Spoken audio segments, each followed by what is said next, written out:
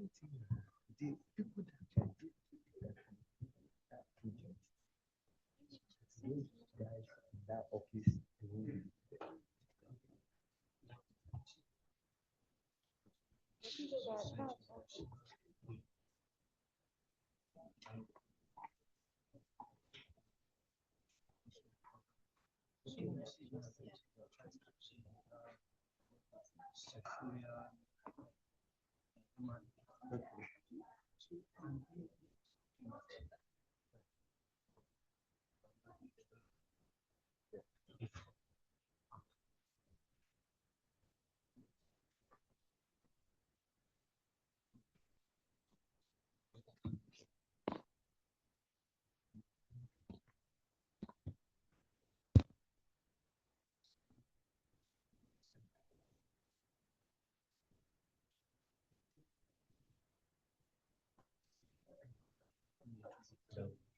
data from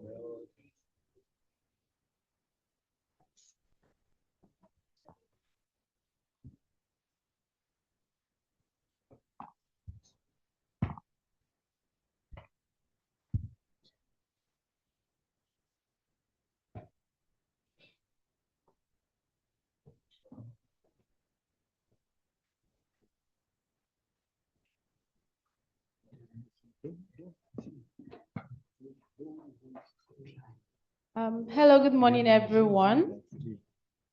Please, if there's any empty seat in front of you, please can you just move forward and fill it, please? Thank you. Let's just take a minute to do that as we're about to start now. Thank you so much. And apologies for the delay again because of the clearance at the gate.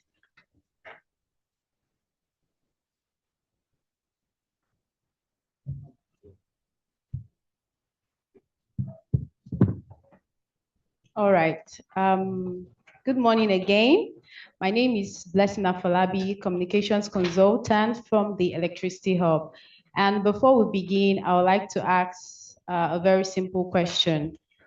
Please, how many of you cooked this morning or had something to eat this morning? Or if not this morning, maybe last night you had something to eat. Please, can you signify by raising your hands? You ate this morning or maybe last night. Even if you didn't cook, you had something to eat yesterday, this morning. I think almost everybody did. Okay, fantastic, interesting. So imagine you have to prepare the meal or have to do this over some smoke-filled, firewood, or you have to wake up maybe like 3 a.m., go and fetch firewood, then start putting together. Your whole house is filled with smoke. You have to do all of that and then shower and then start coming here. I'm sure you'll be exhausted by now. And exposing yourself or even your children to the dangers of the smoke. And it's not because you actually want to do it, but because you don't have an alternative. And this is what over 176 million Nigerians are currently facing daily.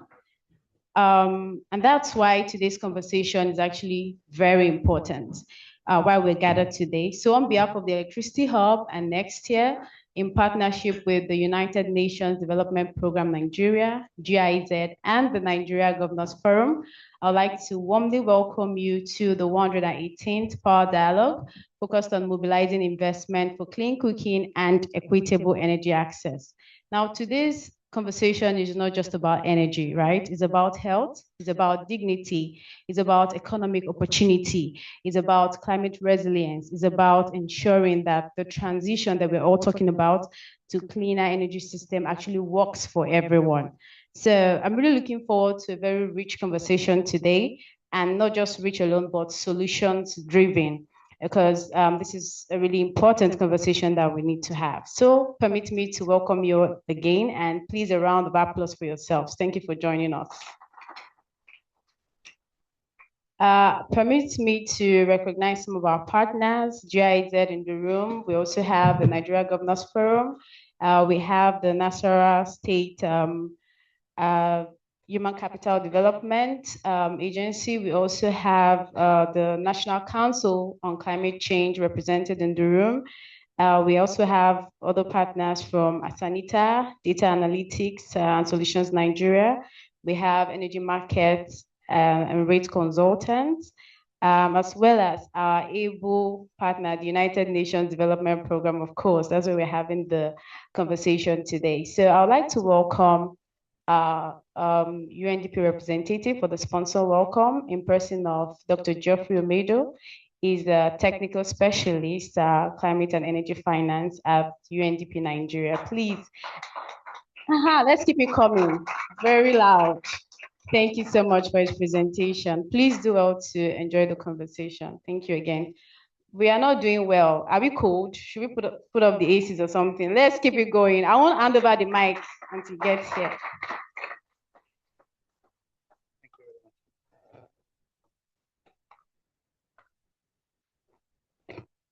Indeed, good morning, our distinguished guests, ladies and gentlemen. Once more, welcome to the UN House. It's a great pleasure for us to host you here today. We always say this is your house. As United Nations, it's a great privilege for us to have this place, which actually belongs to all of us.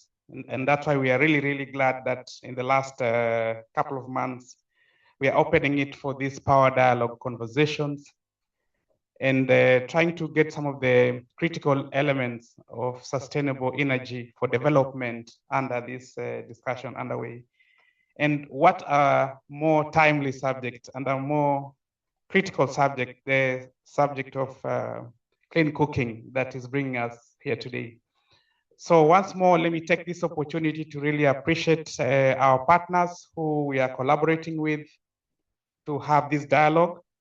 Chimereze, I'll request you to just move here as I recognize GIZ, whom we are implementing a sustainable clean cooking program together. You can just sit next to Obiora. Also want to really warmly recognize the NGF, Nigeria Governors Forum. We were expecting to have the DG himself, but I think he has a very high delegation here, and they'll be introduced shortly when they'll be making their remarks. Thanks so much for joining us. We know you have the footpaths that can help us go down to the states and get some of these projects that we'll be discussing underway. I also want to really appreciate and acknowledge the Ministry of Environment. I think Dr. Inyebong should be in now. I think, Wanda, could we please guide her in so she can take her seat up here? And the team from the Ministry of Environment, will be glad for them to also be acknowledged. We are very, very proud of the work they've done, particularly in getting the clean cooking policy finalized. So this conversation is to breathe life into the clean cooking policy. So really, really glad to have them here, as well as the National Council on Climate Change. I know we have many other of our partners. I know we have the Mission 300, particularly the contact person on clean cooking here, Gladys. Great pleasure to have you here. We are sure you will see some of these pipelines as potential pipelines that can be able to achieve the very, very ambitious target that was set by His Excellency, the President, in the Clean Cooking Compact. It was very, very ambitious. Universal clean cooking access by the year 2030. That's really, really ambitious. Welcome, Dr. Inyebong and your team from the Ministry of Environment. It's so cold here. I don't know what we can do to really just bring back the energy before we lay the context. Are we all glad to be here? Can I see by show of hands who is glad to be here today? Yes, good, good. Let's try to cheer up so we can be able to start our conversation today. I had sent my slides. I don't know whether they can now be displayed, so I can just take a few minutes to set the context of what UNDP is doing in the clean cooking conversation and why we find it very critical to the work we do. Because as the United Nations, our focus mostly is on not leaving anyone behind, and most importantly, bringing those who are farthest behind up. And that's why we've taken the subject of clean cooking with a lot of passion, because it's one of the areas that receives very little attention in many of the conversations that we have seen in the energy discussion. It's one of the least funded area when you compare the amount of resources that are flowing to the energy sector. And most of the times we've had this conversation and everybody says, you know, clean cooking is not bankable. You know, you cannot bank on clean cooking, but it's really not just about bankability. It's about the impact on the communities. It's about the impact on the livelihoods of people. It's about the life-giving opportunity of food. It's about reducing the fatalities that are associated with clean cooking. And I think it's why we really need to start amplifying the very, very importance of clean cooking as a conversation. I don't know whether the slides are showing now. So this is why we are really privileged to collaborate with the GIZ in this signature activity where we are looking at some potential pipelines in some of the states. And I think you'll be hearing a bit more around the work GIZ has been doing in this. And we've identified 2 potential pipelines that we think are bankable, that can be able to advance the work around clean cooking. Blessing, will you have the slides show or not yet? It's being showcased here, but I'll start so that I don't take a lot of time.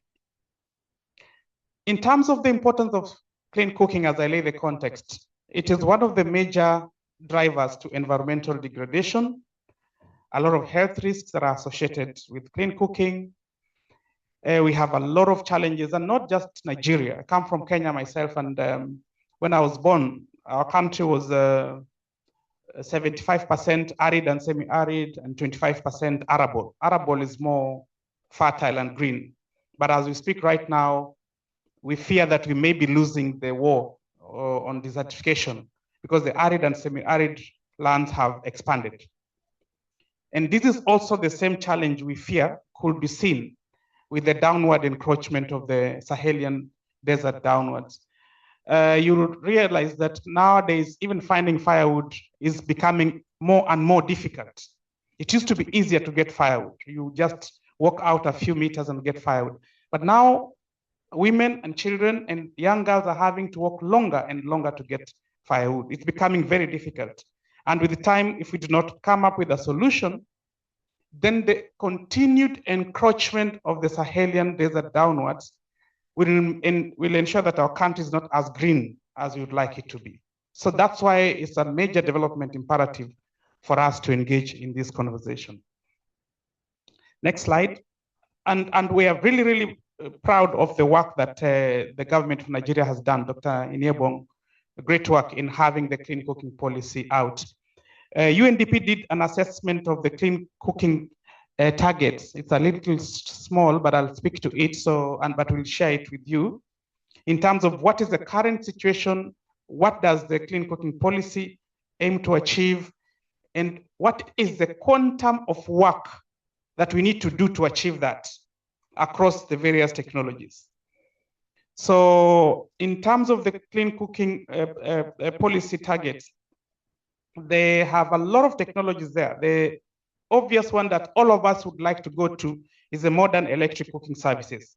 Hopefully, once the grid has been resolved, electricity is affordable, we will be able to unleash electric cooking solutions. And achieving 20% target is what the clean cooking policy is achieving. Currently, we are around less than 1%. Briquettes are other solutions. There's a plan to see how we can get a lot of use of briquettes. People don't understand why briquettes are important. That's why you see a lot of clean cooking stoves, but very little investment in briquettes. So you can't have clean cooking stoves without massive investment in briquettes. That's why we also need to see a lot of work going towards briquettes. Very little going on currently. Maybe smallholder individuals. We've not seen commercial investment in briquettes, and that is one of the avenues that the policy is leading us towards. Kerosene is used a lot. Currently, I think around 20%. The plan is to completely decommission the use of kerosene for cooking. So there's a lot of work to do from 20% to zero as under the policy. You can think about what we need to do to achieve there. A lot of work needs to be happening in that regard. Fuel efficient cookstoves, there are very few right now. Unfortunately, many of our communities are still cooking with the open hearth, the 3 stones. We need to see how we can bring in efficient cookstoves. Bring it to at least 13%, currently around 3%. We are glad a lot of work has happened in this area over the years, and some communities are starting to adopt these improved cookstoves. But there's still a lot of work to be done to unlock that. All the way to biogas. Biogas is not heavily utilized here. We are glad that some partners are trying to do biogas projects. UN Women is doing some of these projects in Bauchi. UNDP is starting to do institutional biogas in Abia, targeting schools, but we want to see how we can scale up the use of biogas, because it's also one of the oldest technologies that's readily available. If you're cooking and you are coming out with waste, as long as you don't put in soap, you can easily convert that into biogas and use it to cook. With 1 cow, 2 cows, you can immediately get clean cooking solutions. And the biggest driver is LPG, of course. For Nigeria, LPG is a major clean cooking solution, acknowledged in the policy, and we have looked at its usage. Currently at 10%, the plan is to grow it to 54% by the year 2030. So there's a lot of work that needs to happen. And that's why this meeting today, we'll be looking at, next slide, at how can we get some pipelines out that can be able to attract private capital, that can be able to change the narrative that it's not possible to bank on clean cooking. We think it's possible to have very, very robust pipelines on clean cooking. But we want to give you some examples here today. We have 2 pipelines we think can be able to attract private sector in this sector and really get us moving a lot faster. The next slide, I don't know whether you can see it, but those are the states. Just go back. Those are the states and how they've been able to adopt LPG. And you can see the only state that's highly green, you can see it's Lagos. Lagos has largely shifted. They are using LPG. The rest of the states are highly reliant on biomass, firewood. If you go back out, you'll see Ogun is doing well as well, Rivers. So Bayelsa. So there are some states that are doing a lot better on LPG, others are not. And that's why we want to navigate and ask ourselves, what are some of the drivers that made it possible for some of these states to adopt a lot more LPG? And is LPG the only solution? We have some developers in the room who will show us alternatives that can be able to replace LPG at a more affordable rate as one of the potential pipelines that we'll be discussing going forward. Now, next slide. This conversation is guided by policy. Nigeria has a very, very ambitious NDC 3.0, and I know we have the NCCC in the room. So everything we do, we try and see how we can be able to guide realization of the NDC target. And clean cooking is one of the measures we have identified as an important action and measure, both for decarbonization, secondly for adaptation, but with a lot of mitigation benefits. Because immediately we start analyzing some of the sectors that are in Nigeria's NDC, we realize that although all of us have been talking about energy as a decarbonization opportunity, actually the largest carbon stocks in the NDC are in what we call the agriculture, forestry, and other land use sectors.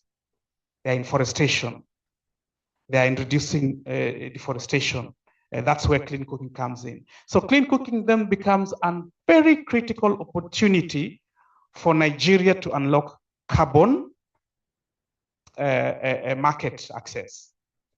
And we are really glad that just late last year, the NCCC issued the first LOA to ban to do this huge project around clean cooking cookstoves. But we know there are a lot more projects that we need to get out in clean cooking to also bring in capital, because we are also looking for capital that can be able to do this work. And that's why this work is guided heavily by what already is in the NDC. So far, in terms of emissions, Nigeria is still a net emitter. There are more emissions than removals, and we believe that investing in some of these projects can try to balance out, but also improve the quality of life. Because when we get some of these projects out there, there's also good improvement in the livelihood. Now, what are some of the proposed pipelines that we see? If you could go to the next slide. Of course, the next one. Of course, the most important pipeline is LPG. It's already established. We were trying to get the Minister of Petroleum here today. I don't think we managed to, but in the next subsequent conversation, we'll also ensure that they're in the room. So we can really ask them to let us know what are the barriers, what are the opportunities, and how can we all support that pipeline, because it's one of the most critical transition pipeline for Nigeria. The second one is the improved cook stoves, which is also already mature. Many of you in the room are already working in this area.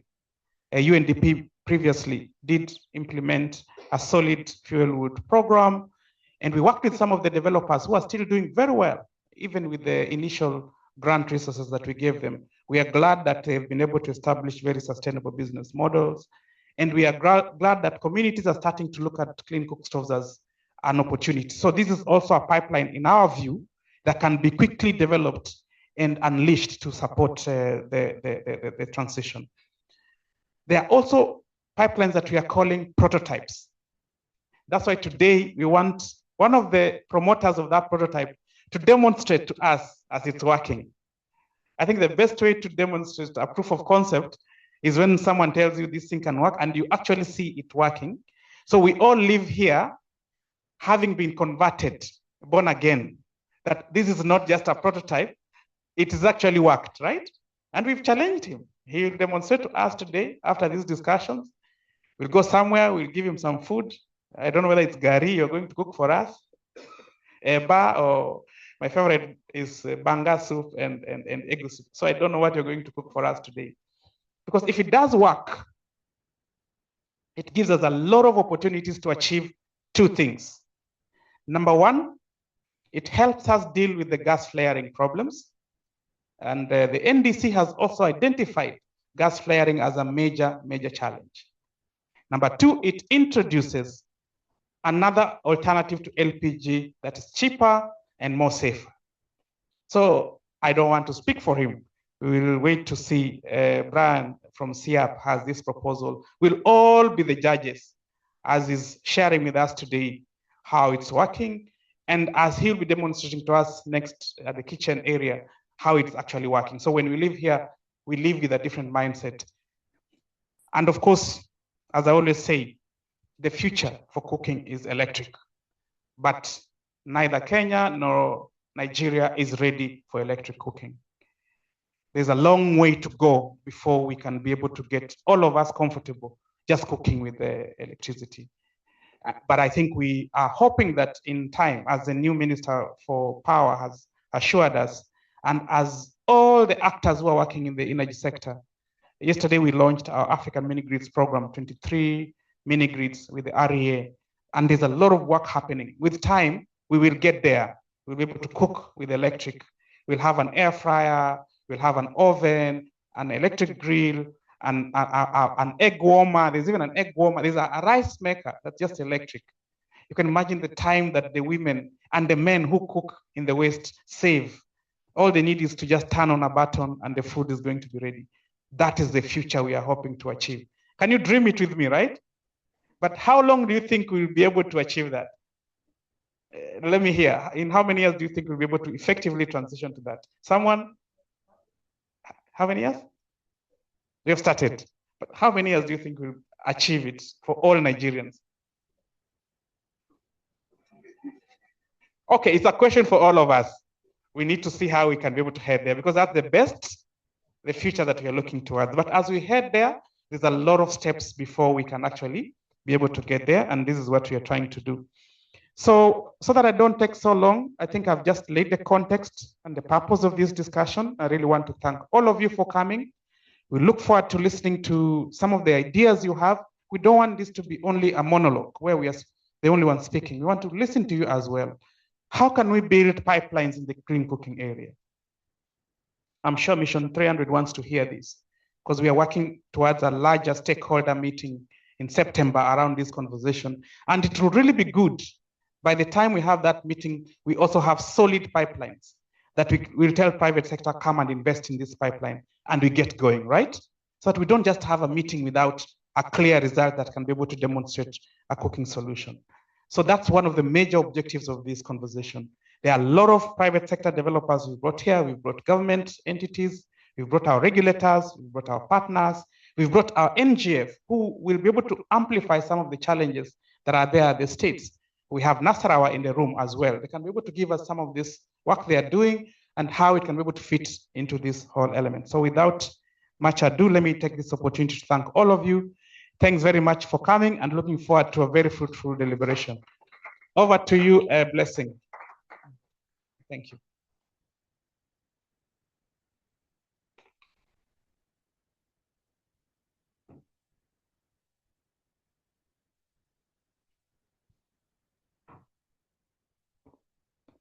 Please, a round of applause for Dr. Geoffrey.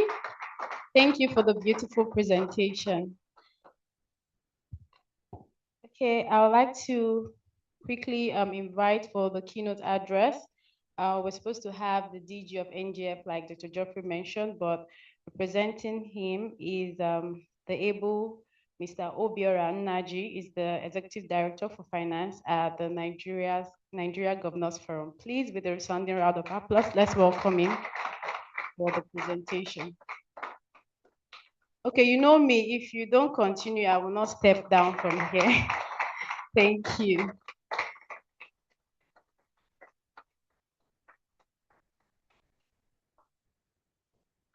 Yeah, thank you, Blessing. Thank you, ladies and gentlemen. Obiora Nnaji is my name, Executive Director of Finance Administration, Nigeria Governors Forum. I'm representing my DG, Dr. Abdulateef Shittu, who is unavoidably absent.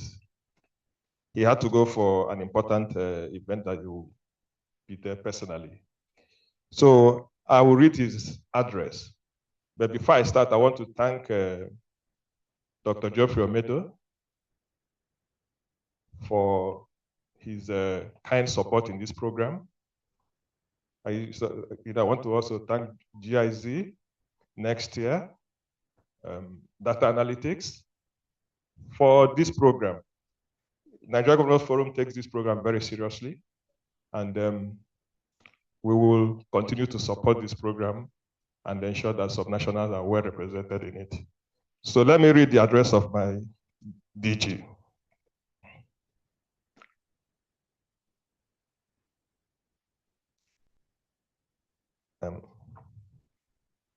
I bring you felicitations from Nigeria Governors Forum at this distinguished gathering on a subject fundamental to Nigeria's sustainable development, accelerating Nigeria's clean cooking transition.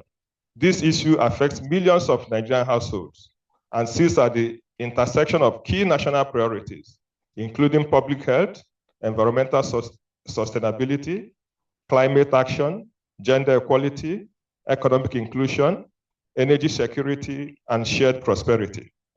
The title of today's dialogue, From Firewood to Future Fuels, is particularly fitting. It captures not merely a technological transition, but a development transition. It speaks to our collective aspiration to move millions of households from energy poverty towards healthier lives, greater economic opportunity, environmental sustainability, and a more resilient future.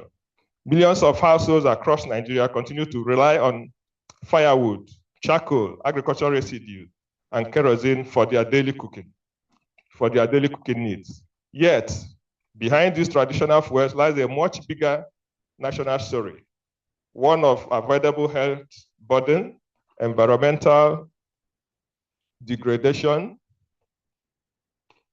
lost productivity, persistent gender inequality, and unrealized economic potential. For millions of families, particularly in rural communities,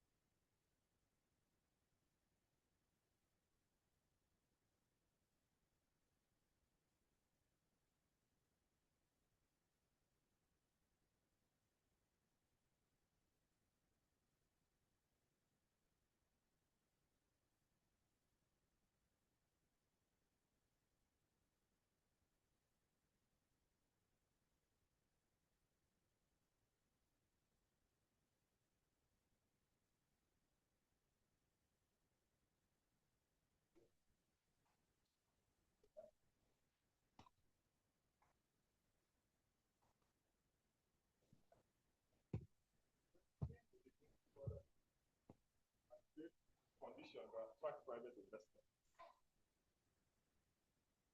Thank you. The energy transition in Nigeria will not be achieved from Abuja alone. It will be realized across the 36 states and the Federal Capital Territory, where policies meet people, where infrastructure meets communities, and where development outcomes are ultimately delivered.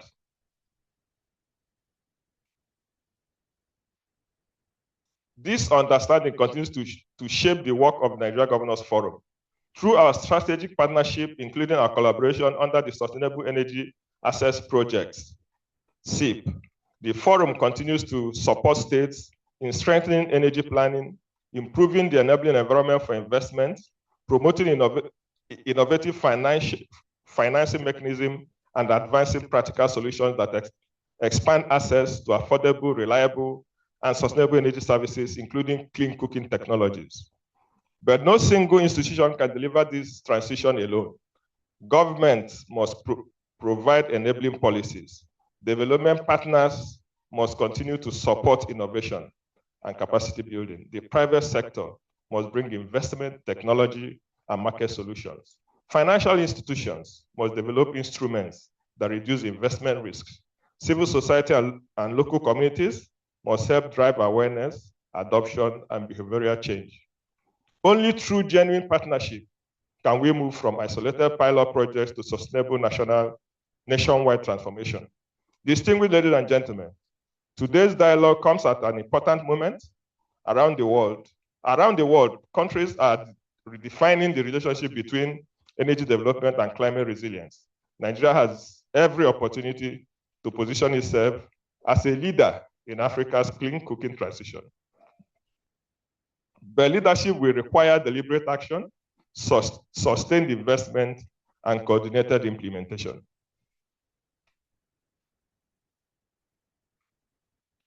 The measure of our success will not simply be the number of improved cook stoves distributed or financing facilities established. It will be measured by healthier families, by women whose time is liberated from education and enterprise, by forests preserved for future generations, by businesses created across clean energy value chains, and by millions of Nigerians whose quality of life is transformed through access to modern cooking solutions. On behalf of Nigerian Governors Forum, I commend the Electricity Hub, UNDP, GIZ, and all partners for convening this important dialogue and for sustaining national momentum on this critical agenda. The Nigeria Governors Forum reaffirms its commitment to working with the federal government, development partners, the private sector, and all relevant stakeholders to ensure that every state has the tools, partnerships, and enabling environments required to accelerate the adoption of clean cooking. Together, we can move beyond conversations to implementation. Together, we can transform today's energy challenges into tomorrow's development opportunities. And together, we can ensure that every Nigerian household has access not only to cleaner cooking fuels, but also to a cleaner, healthier, and more prosperous future. Thank you. This is a speech from Dr. Abdulateef Shittu, the Director General of Nigeria Governors Forum. I will make a few points of my own. And, and it is practical to show how cooking, clean cooking, can help our people in the rural areas to be healthier. Many of us have our communities, our friends, our relations in the rural areas. Last month, a distant cousin of mine called me. His mother can't see again. Why? Because she's been using wood to cook. And she's been using it for a long time. She does commercial, buka in the village. So she's been using it for a long time. And they've been warning her, don't use it. She doesn't have any alternative. She will have to feed herself and feed her children. Now they called me last month to say she can't do it again. That is the effect, apart from the economic consequences, That is the health implication of using firewood to cook. So that's why clean cooking is very important, and we should all support it. Thank you so much. Yeah. I will also recognize the presence of Nigeria Midstream and Downstream Petroleum Regulatory Authority. Madam, welcome.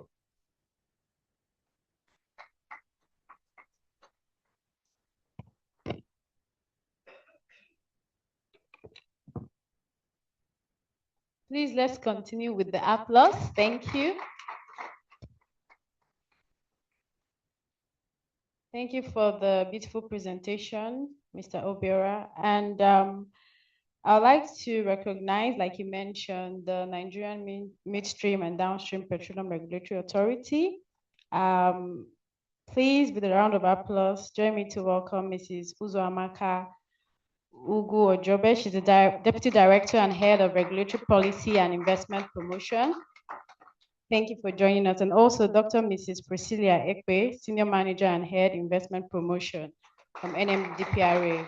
Thank you so much for joining us. And I'd like to welcome for the next remarks from the Federal Ministry of Environment, the Director and Head Department of Climate Change, our able Dr. Iniobong Abiola Awe. Please, let's welcome on stage. Okay, you know me by now. Can we just keep the energy going? Thank you. Don't worry, we'll supply some more energy pills for you so you can clap more. Thank you so much.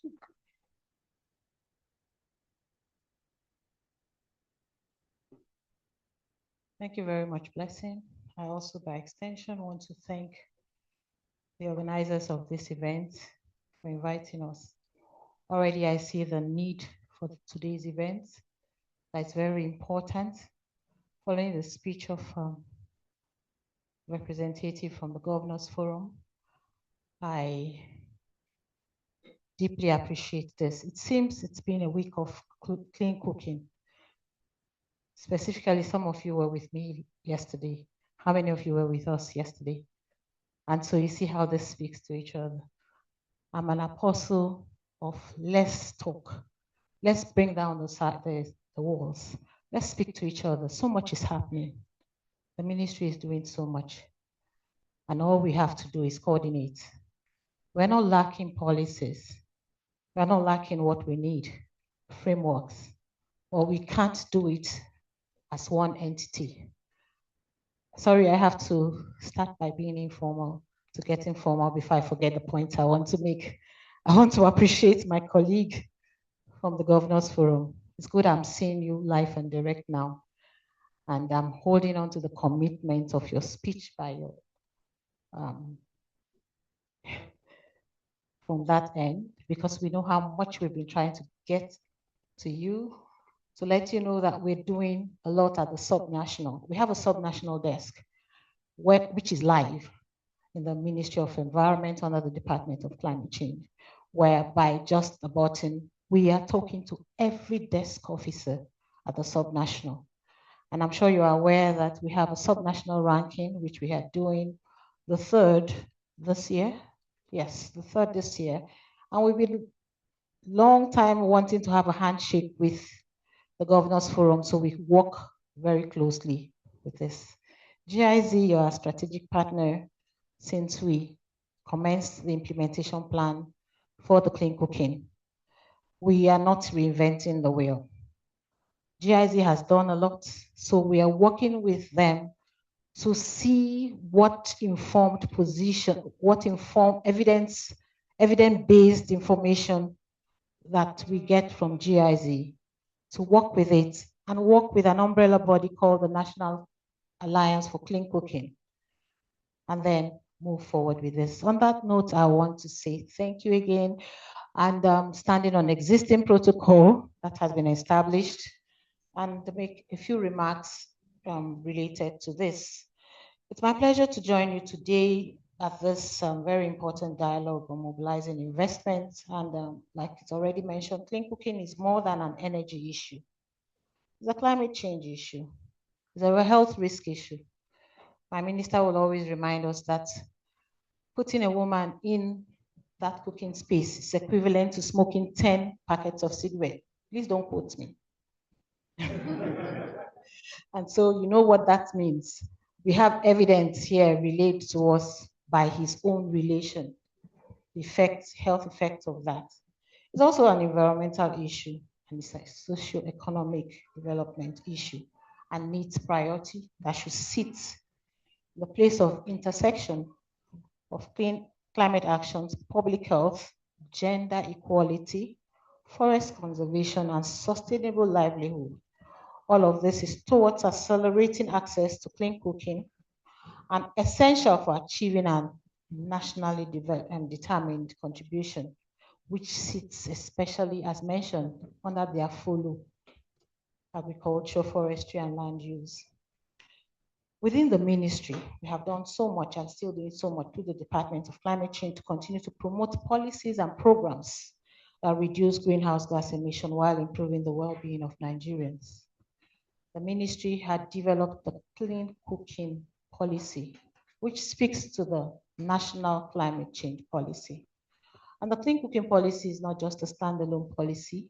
It's a policy that also speaks to other related policy that have issues, or speaks to energy issues, speaks to deforestation and all of that. I've informed my team to put up the ministry's website, what it is, so that you can see what the ministry is doing in respect of this. And then we're open to collaborating with relevant stakeholders. Some we are already collaborating with to accelerate the process of e-cooking, which was mentioned, and I was asked, how soon do we see it? We're on the road. It's an open check. Yesterday, we initiated a program supported by an international organization, the CCAC. The e-cooking is here to stay in Nigeria. We have initiated the project, the program, and so please ask for more information from any of my team here and from me. But speaking specifically to the Clean Cooking Policy, shortly after the Clean Cooking Policy was launched, the ministry immediately had a fair where we brought in all relevant stakeholders, developers, inclusive, other policymakers relating to this particular thematic area. We showed exhibition of existing clean cooking. We showed the technology, and it was an open fair where you could speak directly to the developers, the technologies being used, and donor partners that relate to this. The ministry has established or has put together an implementation plan for the Clean Cooking Policy. And the implementation plan has all relevant stakeholders there. It's not a stand and complete one. If you know that you're relevant to this process, you may ask to be added to it. The ministry is working well in hand with this relevant stakeholders to also see that and make sure that we have initiated the plans, the implementation plans for all the different lines of clean cooking. That's why you see that we have the e-cooking initiated yesterday by a project which we submitted and got funding support for and kickstarted yesterday. I see the e-cooking, one of the e-cooking partners, he's there, somewhere there. Please identify so that they know that you're live. Thank you. So in addition to that, under the presidential initiative on climate change for 2024, the ministry developed a project for the distribution of 3,000 clean cooking across the 6 geopolitical zones. This project is being implemented, and the initiative aimed at promoting cleaner, healthier, and more sustainable cooking practices through the distribution of locally manufactured clean cook stoves while raising awareness across the 6 geopolitical zones. The commissioners for environment in these states can testify to the work that is being done with diligence, due process to ensure that we embed clean cooking across Nigeria. The reason why I re-emphasize the need for us to still expand our hands of partnership to all relevant stakeholders. So let's do it together to establish the aim that this dialogue is bringing us to meet. While these achievements are encouraging, they represent only a fraction of Nigeria's clean cooking needs. The challenges remain significant. Millions of households still yet to be reached. So there's still many more and much more work to be done. Addressing these challenges require a scale-up of investments that government alone cannot provide. This is why today's dialogue is both timely and important. It should serve as a platform to mobilize greener jobs, greater public and private sector investments in clean cooking technologies and the value chain along this. We look forward to seeing that it will strengthen collaboration among governments, development partners, financial institutions, and the private sector. Also look forward to ensuring that this forum will develop innovative financing mechanisms, including climate finance, carbon market, and blended finance to make clean cooking solutions more affordable and accessible. I look forward to seeing the outcome of this meeting strengthen the national implementation framework that would accelerate universal access to clean cooking. The Department of Climate Change within the Ministry of Environment remains committed to working with all partners to create an enabling policy environment and also strengthen the implementation plan for the clean cook policy. I'm confident that the discussions we'll have here today will generate practical recommendations and strong partnerships capable of transforming Nigeria's clean cooking landscape. On this note, having been allowed to stand on existing protocol, I say thank you for listening.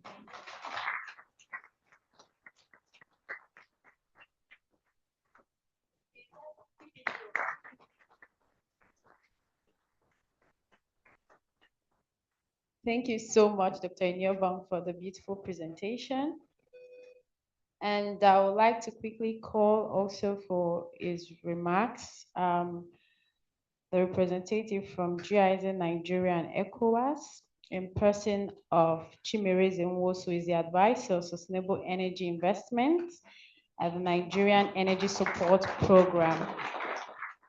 Let's make it louder. Thank you so much. Thank you. Good morning, everyone. Okay, I know some of us have not recovered from the reception that we got when we were trying to enter here. So good morning, everyone. UNDP, do better, please, do better. Okay. Okay, so let me join my madam in standing on existing protocol. Good morning, everyone, distinguished guests, colleagues, partners, ladies and gentlemen. Allow me to welcome you warmly to the 119th Clean Cooking Power Dialogue on behalf of the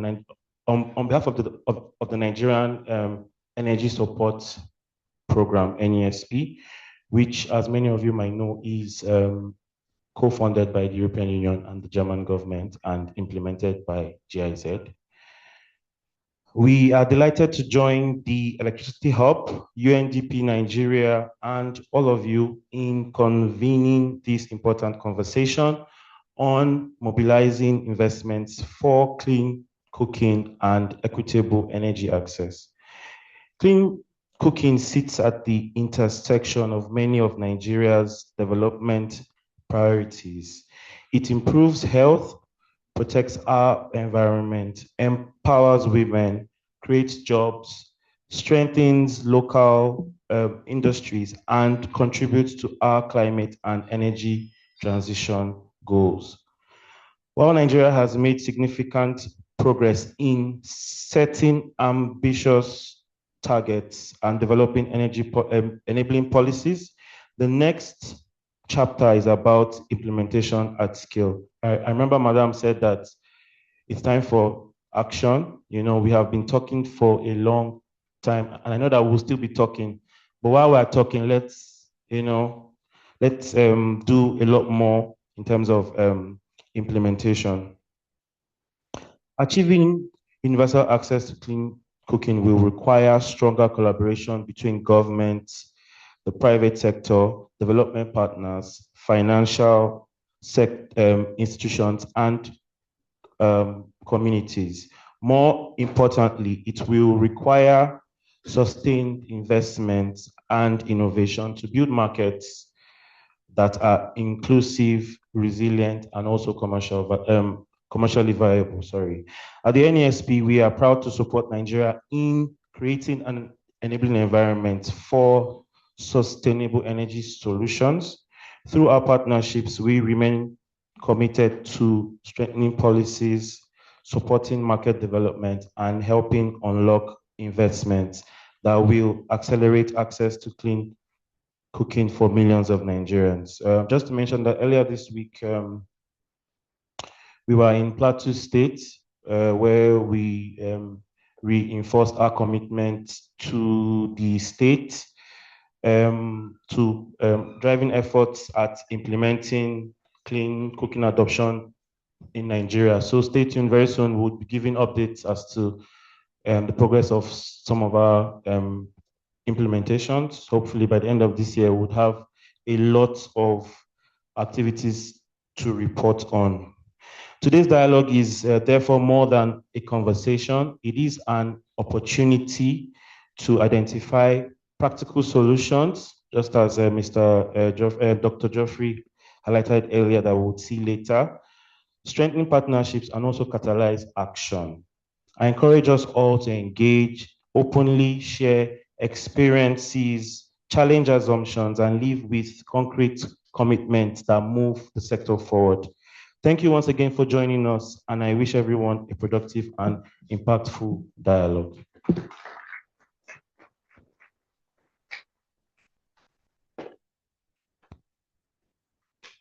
No, I didn't have to clap. Okay. Thank you so much. Thank you so much, Chimereze, for that beautiful remarks, and thank you for paying attention. So we'll be going right into the panel session now. But before then, please, I'd like you to join me to recognize with us one of our dignitaries all the way. They flew or flied all the way from Nasarawa State to join us here today. So please, with a round of applause, help me to recognize Abiba Balarabe Suleiman. She's the Director General and focal person for the Nasarawa Human Capital Development Agency. Please make it louder. It's not easy to come all the way. Thank you so much for joining us. So the panel session today is going to focus on the main theme of today's conversation, and it will really drive how we can scale clean cooking, policy, technology, and the market pathways to achieve universal access. And we have our wonderful experts in the room, fantastic people across the sector, and they'll be helping us dissect this topic this morning. And the main objectives of the conversation will be to assess the current state of clean cooking, like I mentioned, in Nigeria, and we'll cover all of the gaps in technology, in health, economic burden, and we'll also look at the investment landscape for clean cooking. We'll identify the barriers. We'll also highlight the role of policy and regulatory frameworks and in enabling environment for clean cooking investment. We'll also identify gender responsive investment approaches, because we know that clean cooking is majorly affects women, right? And also children. And we'll also generate concrete financing commitments, partnership opportunities, and also policy like Dr. Inobong mentioned earlier, recommendations to also accelerate the scale up for clean cooking.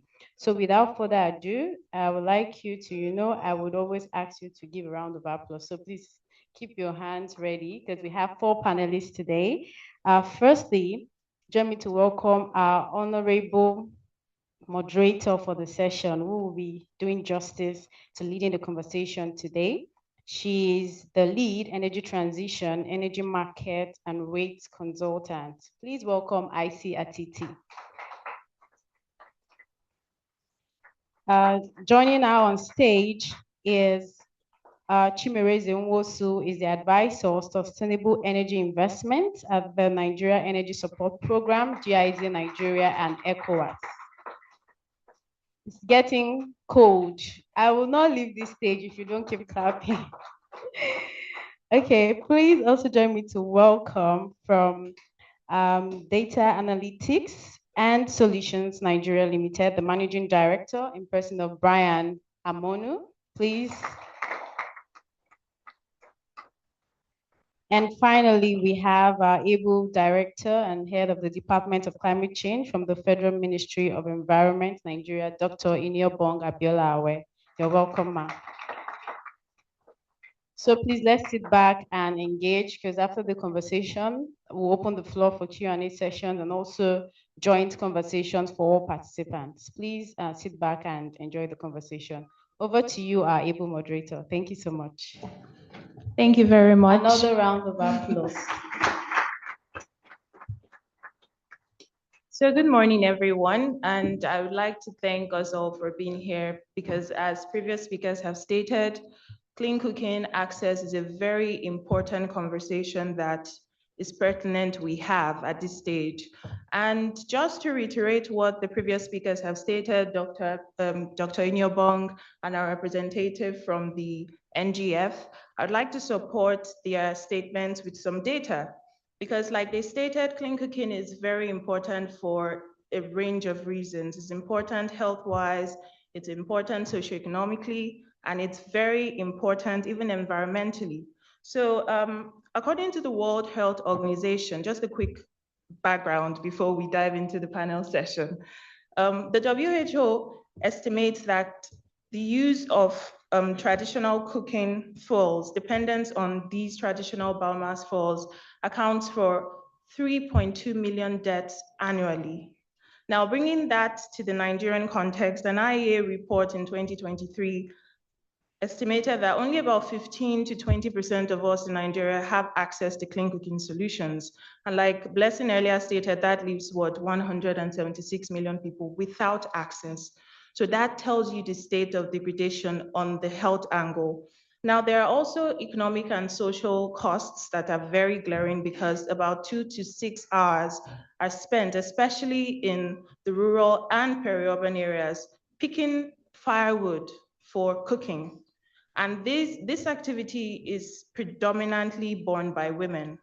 So you can understand how that limits them educationally and economically, because the time they would spend going to school or running their businesses, they are spending it trying to collect firewood. And these are even, there's also the safety angle, because we all understand the safety issue in Nigeria today, the security issue.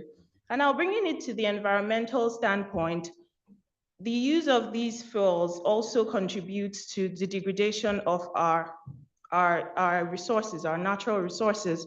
So reliance on traditional biomass fuels contributes to the loss of about 96% of Nigeria's original forest cover. So that is also an environmental effect. And continuously burning these fuels also undermines our climate action targets. So it is very important that we have these conversations, because it's about an activity that affects everyone at a very primal level. Because I mean, if you switch off these lights, I'm pretty sure everybody here will be fine.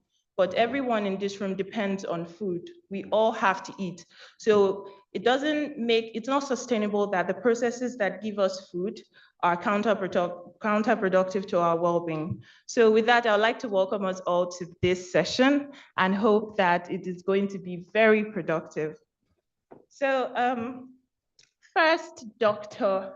Iniobong, I will be starting with you. So Nigeria's, like you stated, Nigeria's clean cooking challenges are at the intersection of climate action, gender equality, clean energy access, and environmental sustainability. So from the perspective of the Department of Climate Change, how would you assess the current state of clean cooking access in the country, especially with regards to our targets in the ETP, the NDC 3.0, and with the burden, the socioeconomic and health burdens it consistently places on populations in vulnerable communities?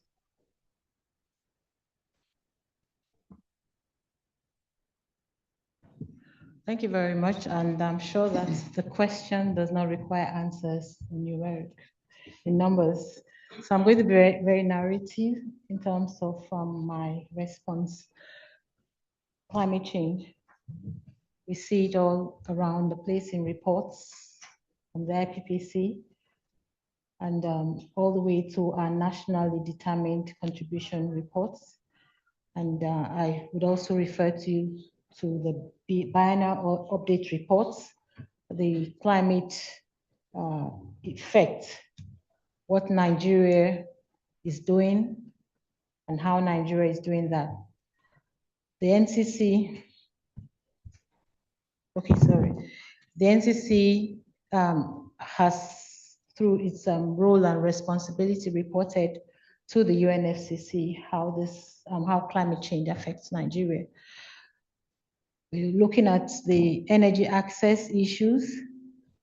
It's already been mentioned how it affects the rural women.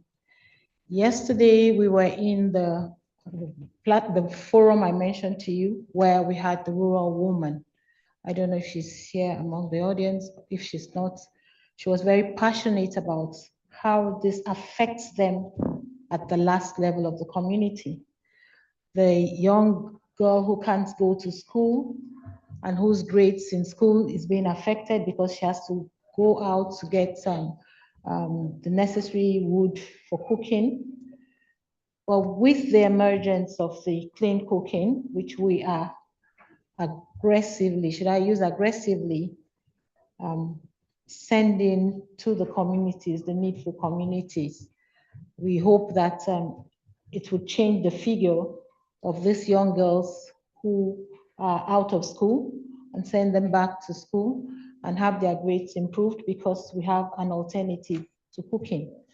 Health-wise, we see the risk that has been mentioned, one that is real by our representative from the Governors Forum. There are other real-life scenarios where you have cancer, lung cancer, by the women who have to do this as an obligation for themselves, so to themselves and for their family, to keep their family eating. Like you said, you cannot do without eating. But how you eat is the matter. What you use to eat, to prepare the food you eat is the matter. So we are looking at scenarios where, situations where in the future, the health risk generated by cooking is reduced to the barest minimum. The newest emergence in that scene is the e-cooking, where we're now tackling the issues around how this will be a success even in Nigeria. But it's like every other thing that comes in new. We begin to align with what it takes to make it new. So having mentioned the climate issues you mentioned, the health issues I've mentioned, well, the social and economic issues. Social, the women, the girls, and somebody, what about the boys? Gender is not boy or girl. It's how it affects boy or girl. So if it affects the girl child, it definitely will affect the boy child. It will also affect the main man, the man who gives for the house. So because he would not be able to eat his meal at the time he should eat his meal because it's affecting the woman or the person who should make the meal. So let's put all of that in context. Economic speaking, I think I believe clean cooking has a lot to contribute to the economy, especially since we are mainstreaming climate change with the development plan. It must speak to Nigeria's development plan. We're talking about green growth. The world is going back to green growth. The world is going in the line of green growth, and Nigeria should not be left back. Carbon credit. We see the developers here, locally developed clean cooking. There's a lot of money to be made. Carbon is a currency. When I say a lot of money to be made, don't think it's just dropping. It follows procedural process. Nigeria has established a national framework on carbon markets. So this is something that gives huge opportunity for the local markets for clean cooking. You can earn good credits on this. I think it's Chimerism that mentioned the issue of the item of the LOA that has been issued by the NCC. So this is the opportunity for economic development for Nigeria on this. Thank you. I hope I've been able to answer your question. Thank you very much. Thank you. Thank you very much. Moving to Chimereze. So clean cooking is now, it goes beyond just universal access. It's now a developmental criterion, actually. So from the work you've done at GIZ, Accra's Energy Transition Project, even clean cooking projects, what would you say are the most critical barriers that are slowing the scale up? Is it affordability? Is it financing? Is it infrastructure or consumer behavior, or a combination of all of these factors? Okay, thank you very much for the question. So firstly, I think it's a mixture of both. Depend on the different type of environment that we're talking about. To some environments, I would say affordability could be seen as the largest barrier towards adoption, and especially for we that live in Nigeria. And then, like for majority of us in the room, maybe you might not be like a true reflection of like the very average, Nigerians. But if you have been following the economy, you'll see that, things have been a bit more challenging over the recent years. And so you can imagine how it would be in terms of priorities, for a lot of people down the, like the pyramid, right? And so for some of those environments, affordability would be a major barrier because it translates to high upfront costs of like adopting clean cooking solutions, right? And then for others, we have the issue of consumer awareness, which also affects trust and then appetite. If you don't know enough about something, you might not really understand it, and then it would affect your ability to adopt or to align with it. It doesn't even have to do a lot with like your means of, like how much you have and things like that. Then I would also say access to finance is also another barrier to adoption, not just on the part of the consumers, like I mentioned earlier, regarding affordability, but then also on the part of the producers. We have lots of producers who require access to finance, so that they can scale and then connect to or like access certain emerging markets. But because they are limited in that capacity, so they're not able to really explore or like expand on their full capacity to take advantage of some of the demand that exists out there. Then I would say very importantly, there isn't consistent policy implementation at all levels, right? I mean, we heard a bit from Madam, what is being done at the national level, but then there also needs to be a marriage between the efforts at the national level with the state level as well as the local level. The ministry will not do it alone. The states need to understand what the policy says and what the implementation plan suggests, and then what their capacities are, what their challenges are in terms of understanding it and then also implementing it. If you don't know what you cannot do, then you're not even started there, right? And so not just that, but then there also needs to be a coordination across board with all relevant stakeholders. So not just the states, but then we're also talking the private sector, we're talking the development agency, civil society groups. There needs to be that coordination in terms of implementing the policies at all levels. And then, of course, we need to incorporate technology. I think technology has a role to play as well. When it's being integrated. And then I think I'll just lastly touch on this.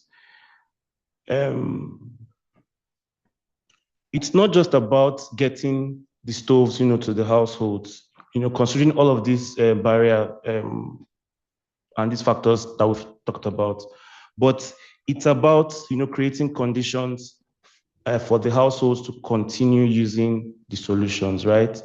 As they say, you can give a man fish, if he's hungry, but if you teach the man how to fish, then or the woman, sorry, we need to be gender sensitive here, then they would be able to, sustain their, ability to take care of themselves. So I'll just stop there for now. Thank you.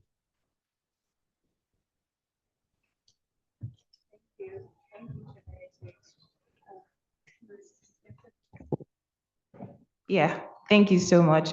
I like that you mentioned the need for technology, which brings me to Brian.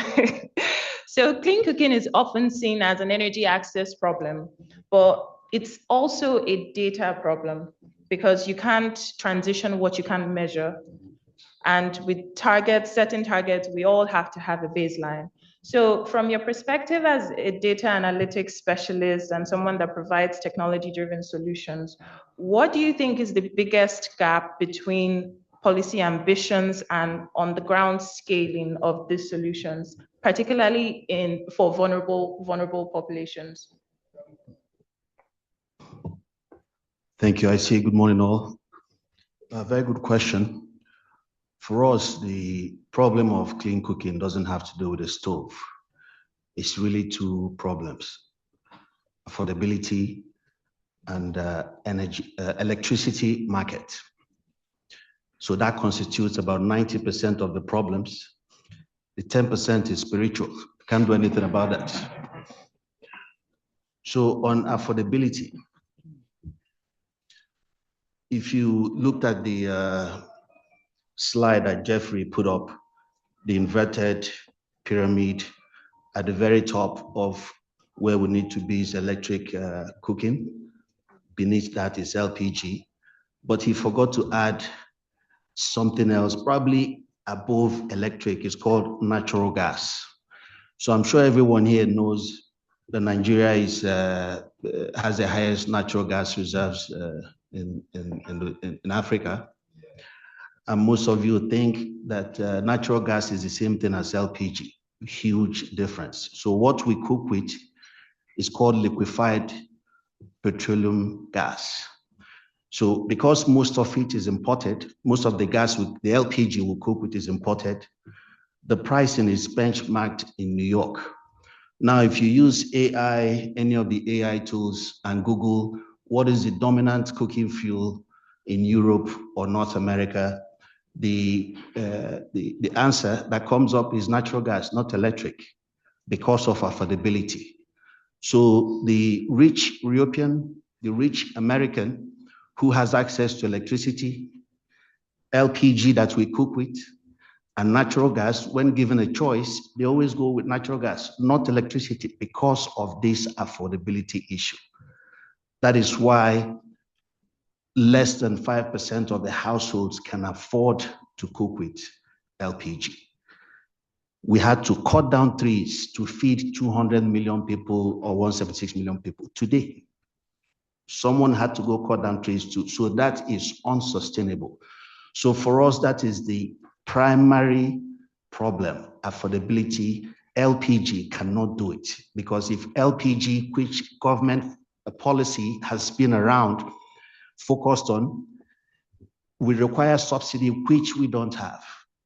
Now, there's a better solution than LPG, which Jeffrey alluded to, that we're going to demonstrate today. So natural gas, most people are only aware of 3 ways to store and transport natural gas: CNG, pipeline, and LNG. So those 3 technologies are not commercially viable for delivering natural gas to homes as cooking. There's a 4th technology. So in November of 2024, we took a delegation from Nigeria, constituting of our representatives from the Ministry of Finance, the Office of the Senior Special Assistant to the President on SDG, Modern Energy Clean Cooking Service of the UK, nominated by the African Development Bank, Independent Petroleum Marketers Association, and the Ministry of Gas. And the gentleman in the black suit there was actually part of the delegation. So in Thailand, we took them to home after home, school, restaurants, cooking with natural gas and biogas, because the technology is methane agnostic, delivered at low pressure. So at low pressure, this technology allows you to store 5 to 10 times more natural gas, which makes it economical to transport than CNG. So Thailand, that is relatively richer than Nigerians, when faced with the option of LPG and natural gas, guess what they chose to go with? Natural gas. Affordability is key. But where electricity plays a role is not just in providing clean cooking. Now we have a poverty issue in Nigeria. We are the poorest, we're home to the poorest, the largest number of poor people on this planet. So when we're looking at energy, it has to be at a cost that meets the purchasing power of the households. And for the significant majority of that household is below $2 a day. So, and you can't talk about electricity from just the distribution angle. Distribution is when FCT, so it's Abuja Disco, they're responsible for giving us power here.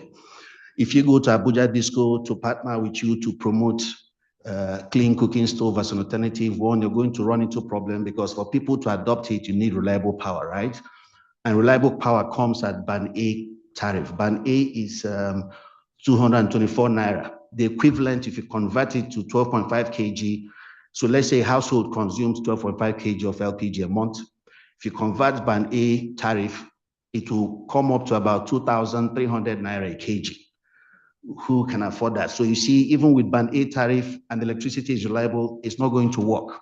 But we don't even have reliable electricity because government, DFIs have mostly been focused on addressing only one value chain of the power sector. A chain is only as strong as its weakest link.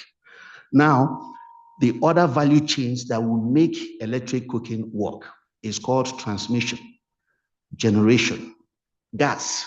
You need to address the challenges across each of those value chains. And the last reason why electricity is probably the most important factor affecting universal clean cooking access. How do you get people out of poverty? 2 ways that I know of. You give them more money, which you don't have, causes inflation, or you save them money, right? The vast potential in agriculture, in solid mineral, lies in the rural areas, not in Maitama, not in Koi, not in Wusetu. The 200,000 hectares of land that can support industrial scale large rice farming is in Kebbi State, in some rural area. The 2 million ton deposit of lithium is not in Wuye, it's somewhere in Nasarawa. But those are the areas that the electricity companies ignore because they don't see the demand there. So you want a solution that addresses the entire power value chain: gas, generation, transmission, distribution, to deliver reliable power cheaper than Band A. For you to be able to deliver power at the cost of LPG, the tariff needs to be 160 naira per kilowatt hour. Now, why you need that 160 naira per kilowatt hour in that rural LGA in Nasarawa is because you want to attract a Chinese lithium beneficiation plant to come and set up his plant there, to hire people, increase their purchasing power, right? Because if people don't have money, they can't even afford to pay for the clean cooking service already. For them to have power, you need electricity to attract, at the right pricing, to attract investment in agriculture at scale, in solid mineral at scale. So for us, the data has shown us, we always say, you're all entitled to your opinions on anything, but what you're not entitled to is your fact. The fact on ground today is affordability, and electricity will have the biggest impact to universal clean cooking access. Thank you.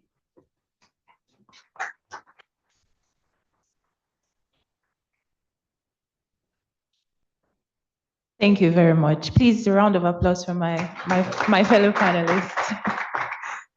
So we've been successful in assessing the state of clean cooking. Now let's move into the money, because we can't make any transition without having money conversations. Now, Dr. Inyobong, we've stated, we've highlighted and analyzed how the reliance on traditional cooking affects us health-wise, environmentally, climate commitment-wise. So why is it that with all of this increase in the knowledge of how reliance on traditional biomass affects us, why do we still have limited private capital mobilization in the sector? And how can we leverage climate finance in terms of instruments like carbon marketing, results-based financing, or even productive use financing in the case of commercial cooking? How can we leverage those to scale up clean cooking?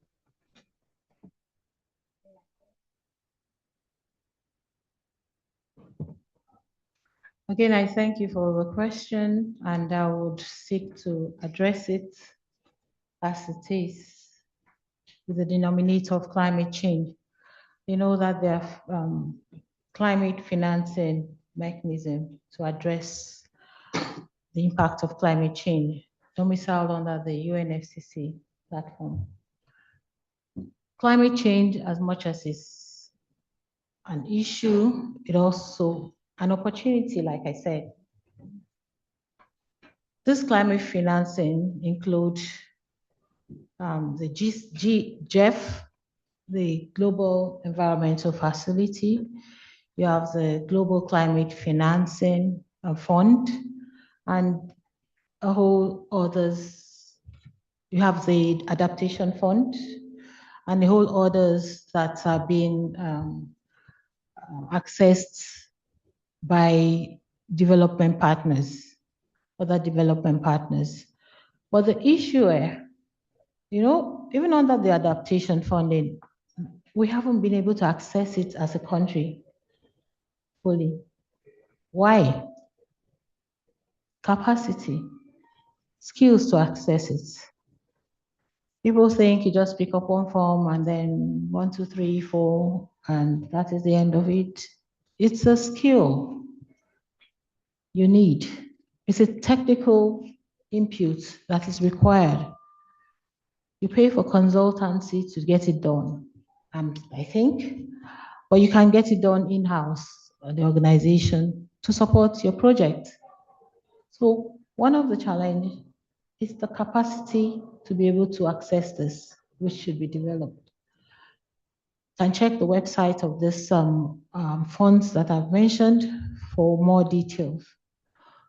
We have an innovative financing, which Nigeria, as one of the African is taking a lead as an African country. The green bond. Right, as I speak, Nigeria has access to the government, to the ministry, the first, the second launched, and the third, which we're accessing only for green projects. We're looking at a scenario where at the subnational, that can be cascaded. So it's also capacity, like I said. Each state must look at how this can be done. Information may be free to access, but we are also available within the department to answer questions and give you lead, not because we have a domicile, but because we can show you the links that can help you build your capacity to do the needful for your projects. So in summary, there are no hanging fruits when it comes to financing. But how you access it and the knowledge of how to access it becomes a barrier. That's where we have the issue. But that's different from the private sector. You also have what you call the sustainable banking. I can't speak much for that, but I think that there should be more knowledge you can access on that. Banks are also recognizing the impact of climate change and have climate change desk to address this issue. Their CSOs, like my co-panelists here, he spoke so much to convince me. But every individual has the ability to be informed by what he needs to know. You can get away from everywhere. I said 10% of the spiritual, it's spiritual. It's not just spiritual, it's lack of knowledge. Even the Bible says, my people perish for lack of knowledge. So you need that knowledge, the capacity to be informed with evidence-based information, even as it relates to financing for access. Thank you.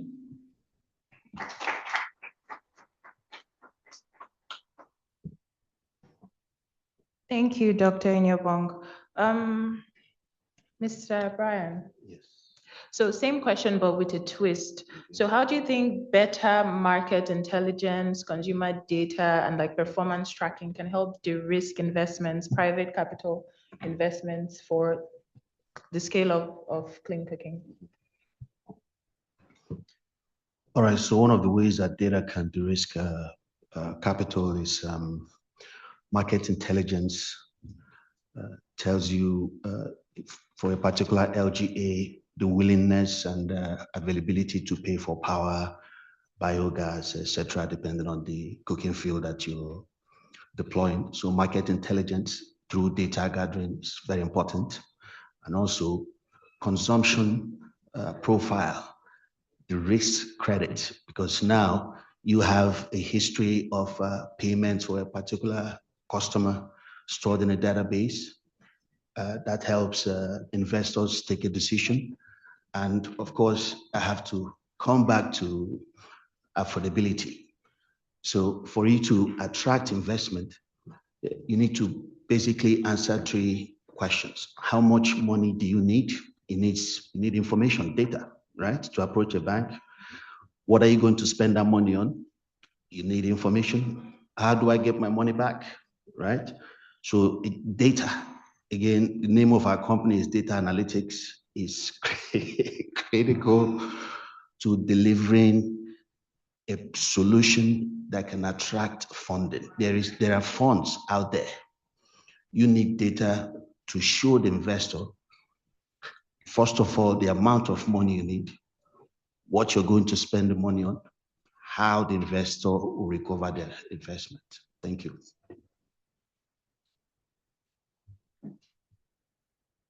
No problem. Thank you very much, Mr. Brian. Chimereze, back to you. So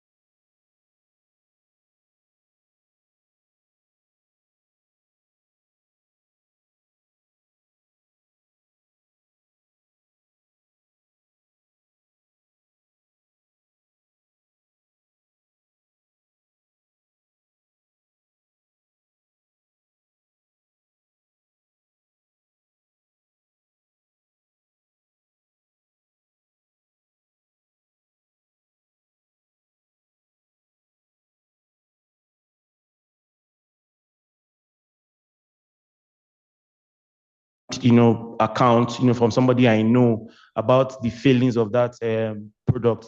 No matter how much money I have, no matter how rich I get, I'm never going to buy that thing because in my mind, this thing doesn't work. I mean, that quality is bad, brand A, they're not good. Till tomorrow, sorry to digress, but till tomorrow, Glow is still attributed in a negative, aspect because of there was a period where they were not trying, right? I mean, for those of you that know, so no matter how much they spend on their adverts, like Avena Glow, if you are dull, if you are, this one is using Glow Network, those kind of things.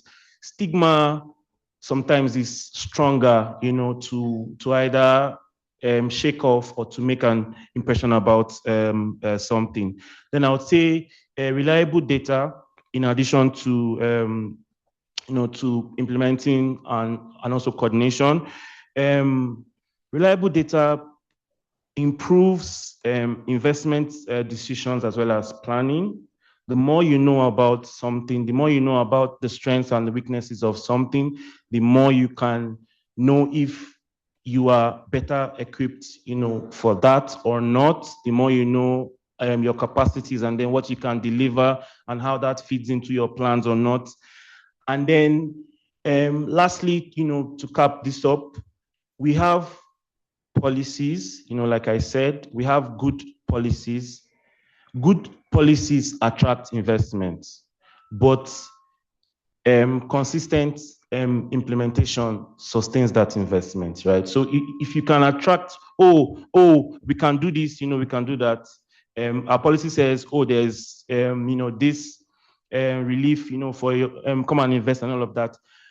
But when the money comes and all of those things that your policy says, isn't being implemented, the money will go back.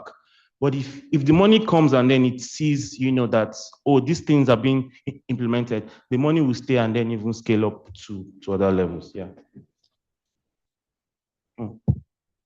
Thank you. Please, a round of applause for my analysts. A round of applause, please.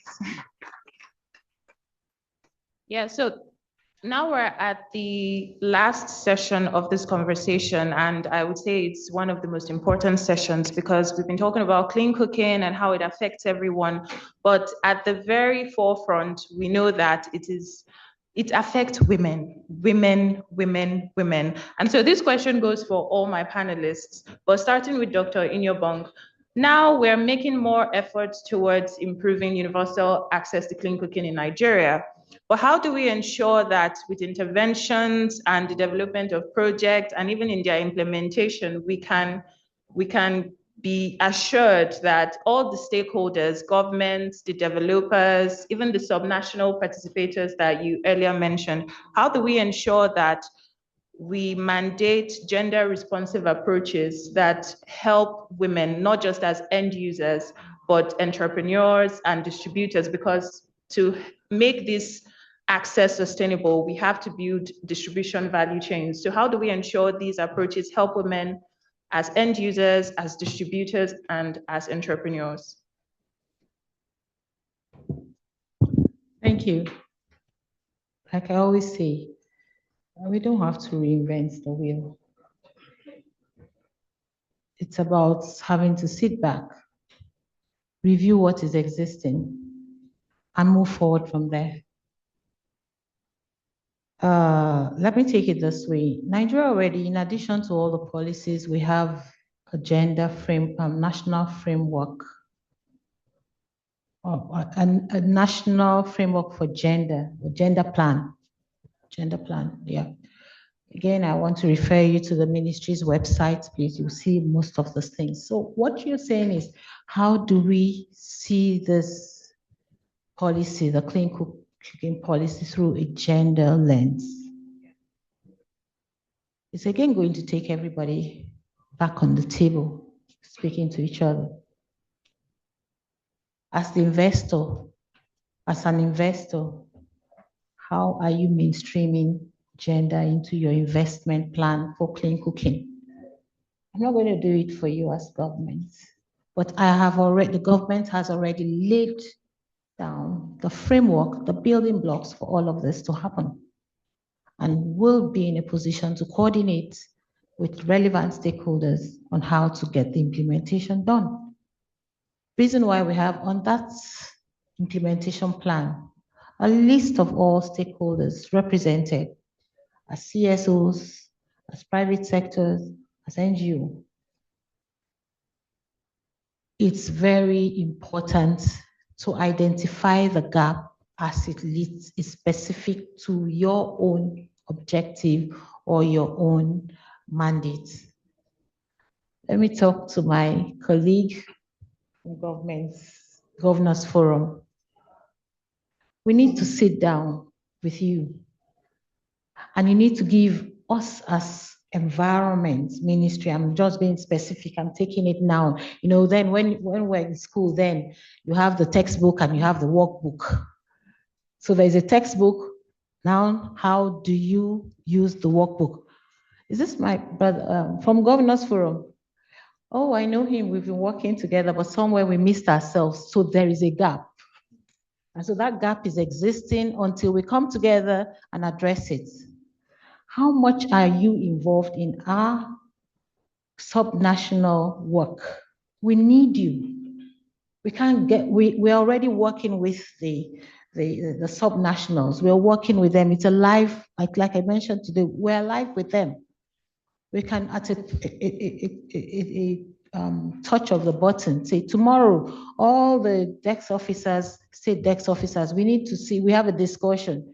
What we must be seen to be aligning or have good synergy with the Governors Forum that can make us walk up the hill from the less steep end and achieve the overall mandate for the subnationals. I'm sure you understand what I mean. So we're moving towards the third ranking. And now, as an indicator on that ranking, we have clean cooking. So we'll be talking to you after this. So that is one gap I've just quickly identified and plugged. You take another group where we're working with the development partners. What have the development partners identified as an issue with mainstreaming gender and the already existing policy? So they will understand that, and then we come together now as a team with the ministry that owns the policy and then drive this further. Summarily speaking and in conclusion, partnership, synergy is key because there are already existing on ground policies, framework, national plans, and strategies for this collaboration to have an effective and efficient delivery. Thank you.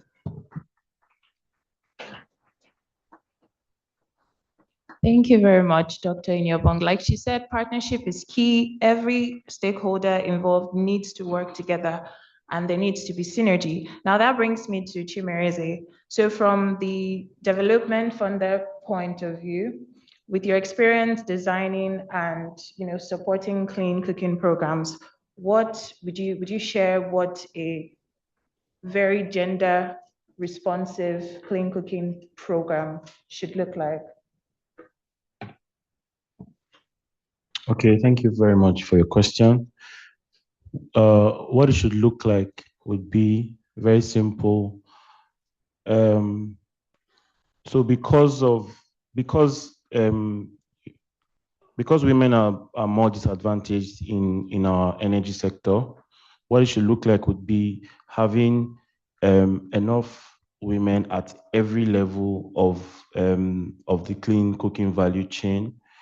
And that is entrepreneurs, distribution, when we're talking about decision making, when we're talking about financing, business development. That is what it should look like. Unfortunately, at the moment, that is not what it is. I was privileged to be part of the gender mainstreaming policy that we supported, Federal Ministry of Power, I think some weeks back. And we were trying to understand some of the areas that needed to be addressed in terms of implementing gender mainstreaming, for that policy, and highlighting some of the areas. And it's so sad to see that women are only prioritized in certain areas, and is more pronounced in the public sector, the ministries and things like that. Sorry to say that, but that was what the feedback that we got. If we're planning something, if they mention welfare, and that's when they'll start to think of some women. Oh yeah, I think, madam, this should be good on that committee, and because it is welfare. But if they mention financing now, budget strategy, the story is different. You begin to see men in the room, and a man's viewpoint about a woman would be a man's viewpoint about a woman. But at least in this part of the world, right, where we don't have men that are women. Like, you know what I mean, right? I'm trying to not say some things, but only a woman can say, what a woman feels, how it affects a woman, and then all of those viewpoints are different when the person in question is like on the platform. And so we need to have more women, especially regarding having access to finance. More women-led businesses need to be supported as much as they can.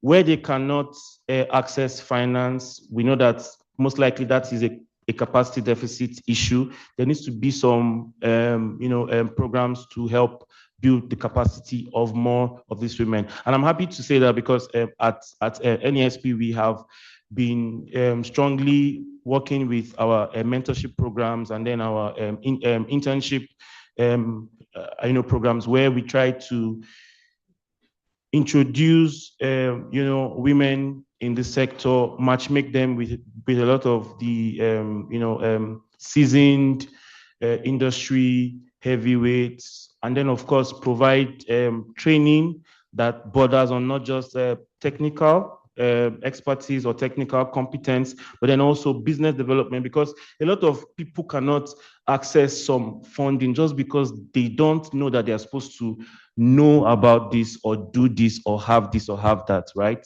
And so you end up spending money or even losing that opportunity. But the more we were able to provide training, educate more people, increase representation of women, where there are policy discussions like today. I'm happy to see that the men are the minority here, right? Which is a good thing, because the more voices, the more we have the disadvantaged groups, the more the voices are louder, then of course the narrative begins to change. And I don't just mean women, across board.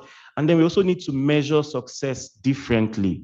So it is not just enough that 4,000 cook stoves were deployed in Ogun State, but then how many jobs did it create in the process, right? How many of the beneficiaries are of a certain demographic or gender, if they are in the affected groups? And then of course the income, how much of the income grew from that intervention, right? Because when we have women participating, because women, they make up the majority, even the population of the country. Of course, we know that women are more, right? So, and that trickles down to almost every demographic that you can have there. So the more we have this, as is the case, right, the more we begin to see changes at every level.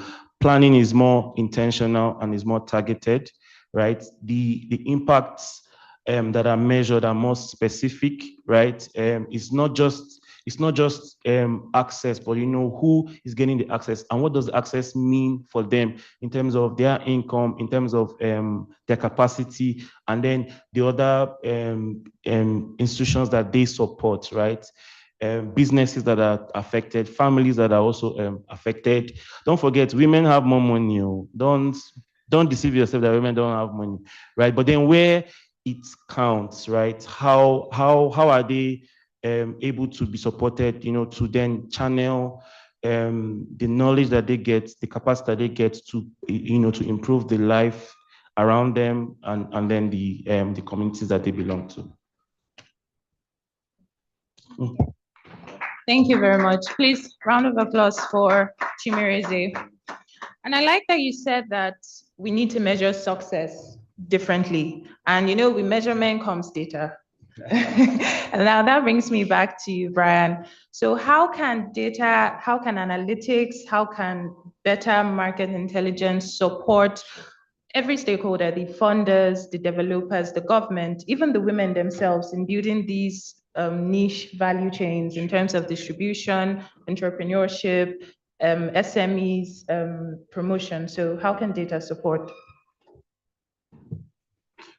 So, Doctor, when you asked NGF specifically what they were doing to address provide a level playing field for women to participate in solutions.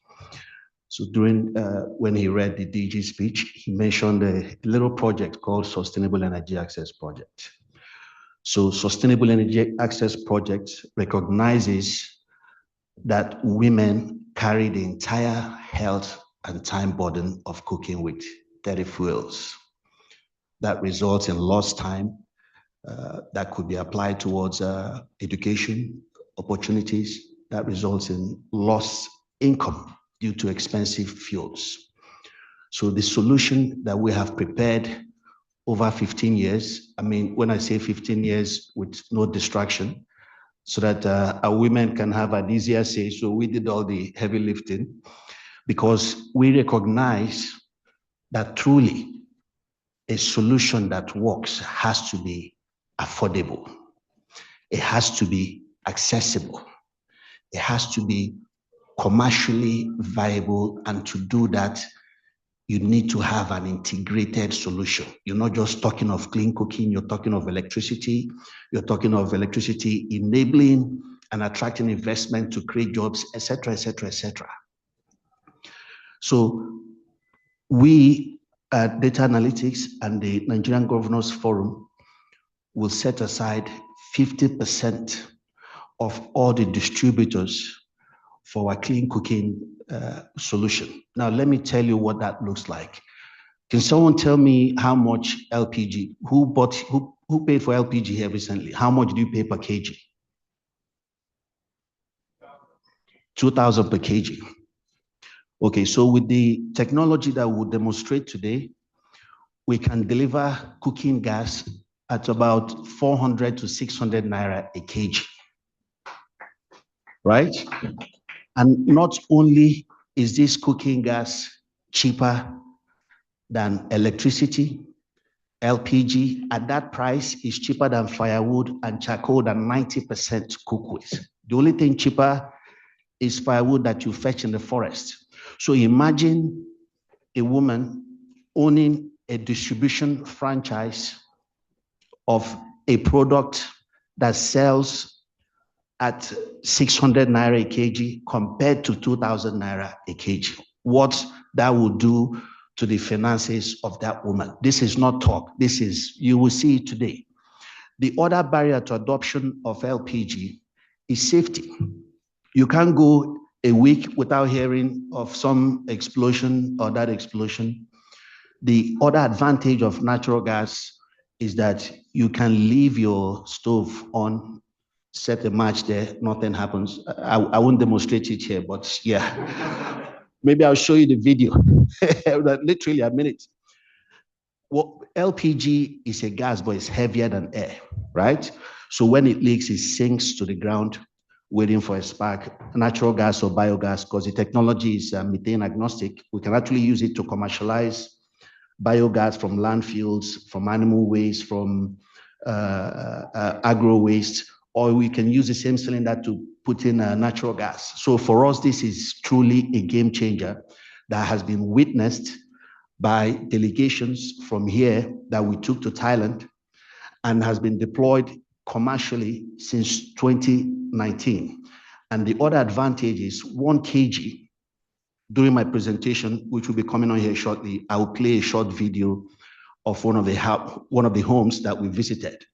In Thailand, they cook with 15 kg LPG cylinders. We are deploying 5 kg natural gas cylinders because we want a cylinder that almost everybody can afford. We're targeting mostly the 80% that can't afford LPG, right? You will see in that video that 1 kg of natural gas or biogas lasts the average household in Thailand 15 to 17 days. Sorry, 5 kg lasts 15 to 17 days, whereas 15 kg LPG cylinder lasts a month. So not only is it cheaper, you get more energy per kg. It is the most abundant gas. Nobody goes to drill for LPG. You either drill for crude oil or natural gas.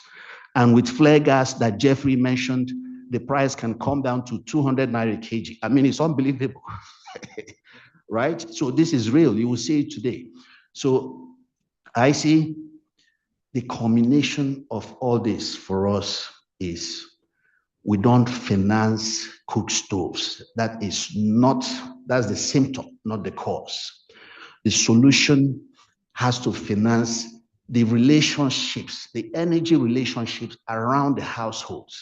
It has to address electricity because electricity that is accessible where the resources are creates jobs. When you have jobs, you can afford a whole lot more, right? So the Sustainable Energy Access projects today is replacing firewood and charcoal for 20,000 households in each of the 704 local government areas. It was flagged off at the Presidential Villa last year. I'll be presenting more later on. Thank you, Isaac.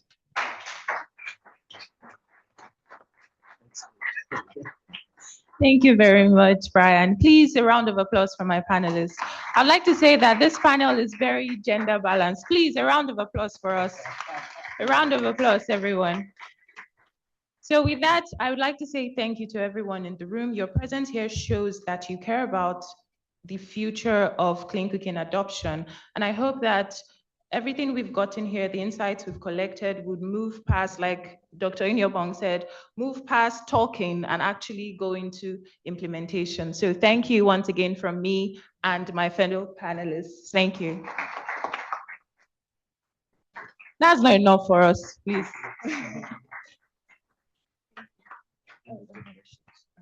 Oh, sorry. Are there any questions? Questions, please.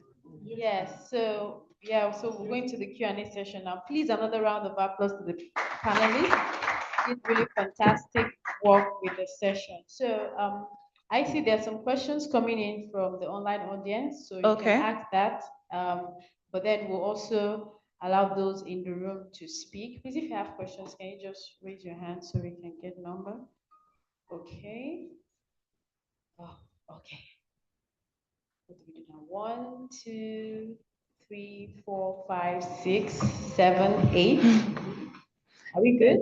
9. Okay. Oh. Okay, so we can start with the first person, please. Can I have your comment?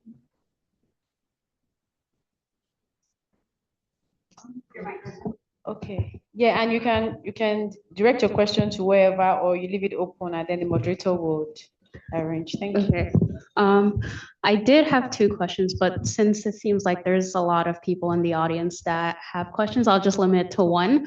Hello, everyone. My name is Gladys. I am a Mission 300 fellow who is deployed to the Nigeria CDMU team, and I work with the Ministry of Power. Before I get to my question, I do want to highlight that I serve as the clean cooking lead, and we as the CDMU are currently organizing a technical work group for clean cooking coming up in September. So if I can get the contact of everyone in this room, or if we can somehow manage to connect with each other, that would be wonderful, because it is going to serve as this stakeholder coordination platform so that we can drive clean cooking under the Mission 300.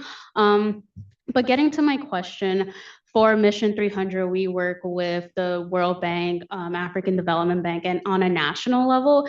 And it was mentioned in this panel that it's very important to integrate the subnational into the national plan. And so my question to anyone in this panel, but especially to the Ministry of Environment, is how can we as Mission 300 incorporate the subnational coordination so that it doesn't all just stay at the federal level? Thank you very much.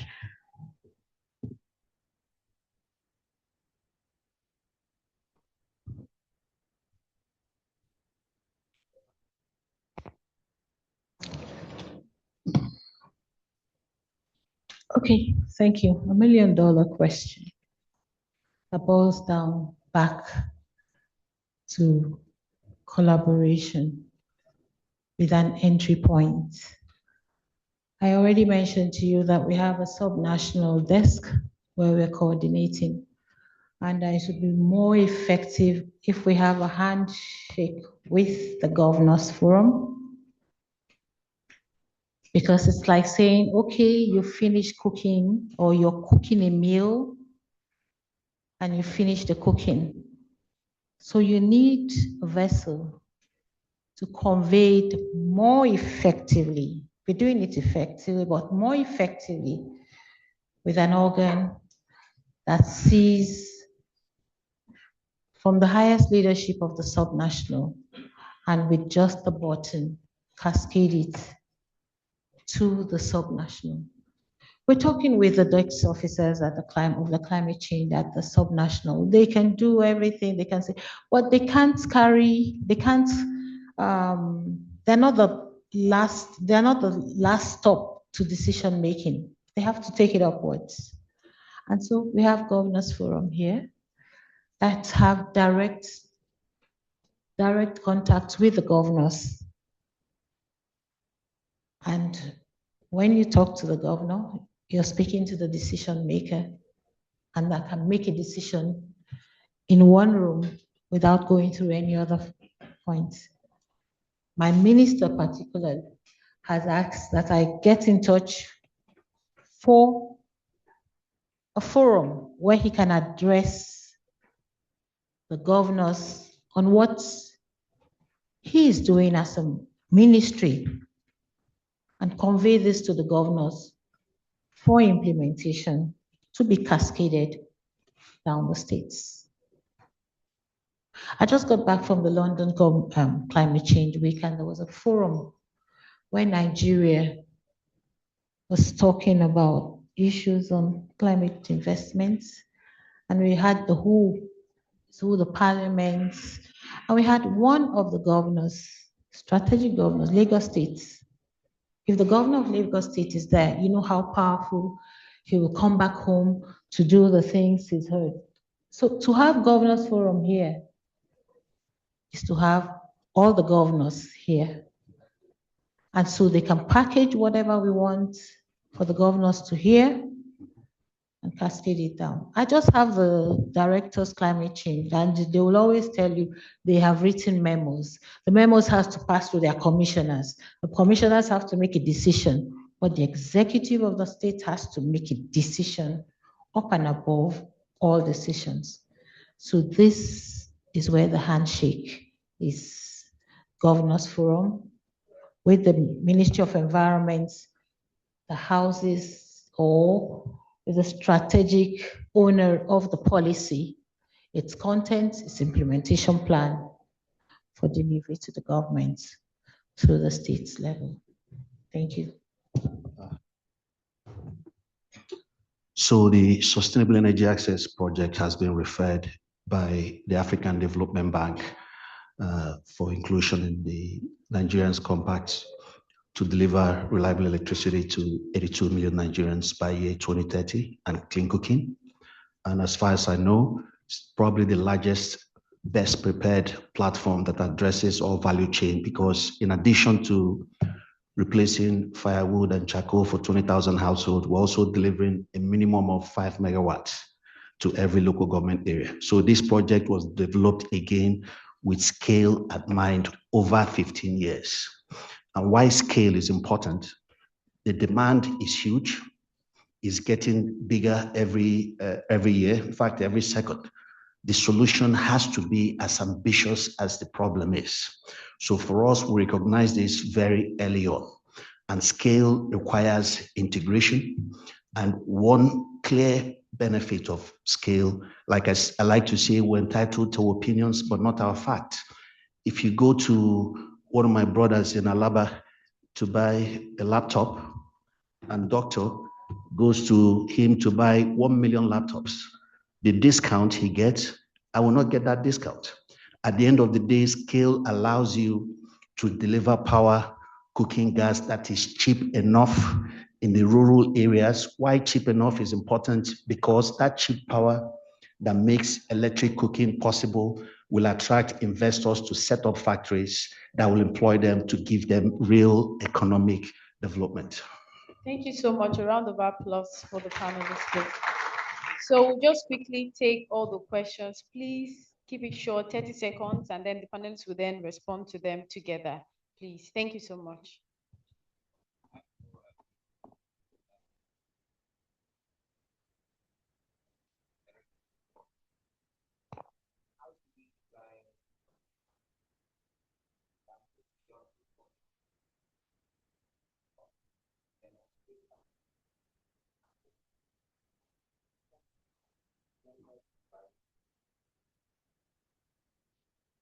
Next question, please. Okay, hello everyone. Good afternoon. My name is Simisala Shobwale, and I have two questions.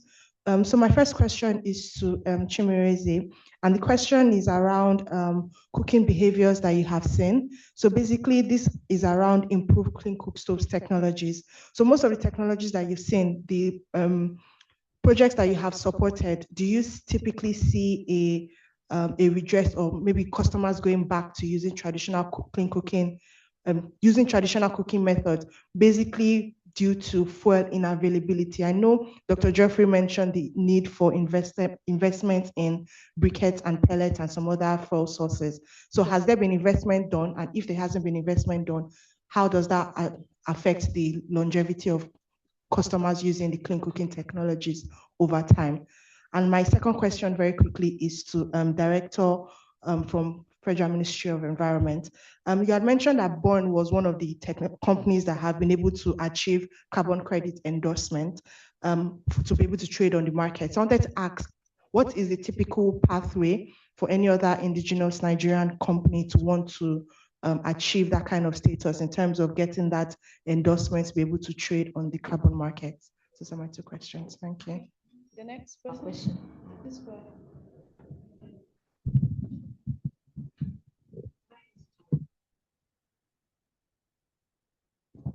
Okay, good afternoon. My name is Muminat Abdulaziz. I'm an SDG advocate. So my question is, what are the recovery or let me say adaptation strategies that are to be put in place while we are transitioning to clean energy? You know, the intersection of public health and environment.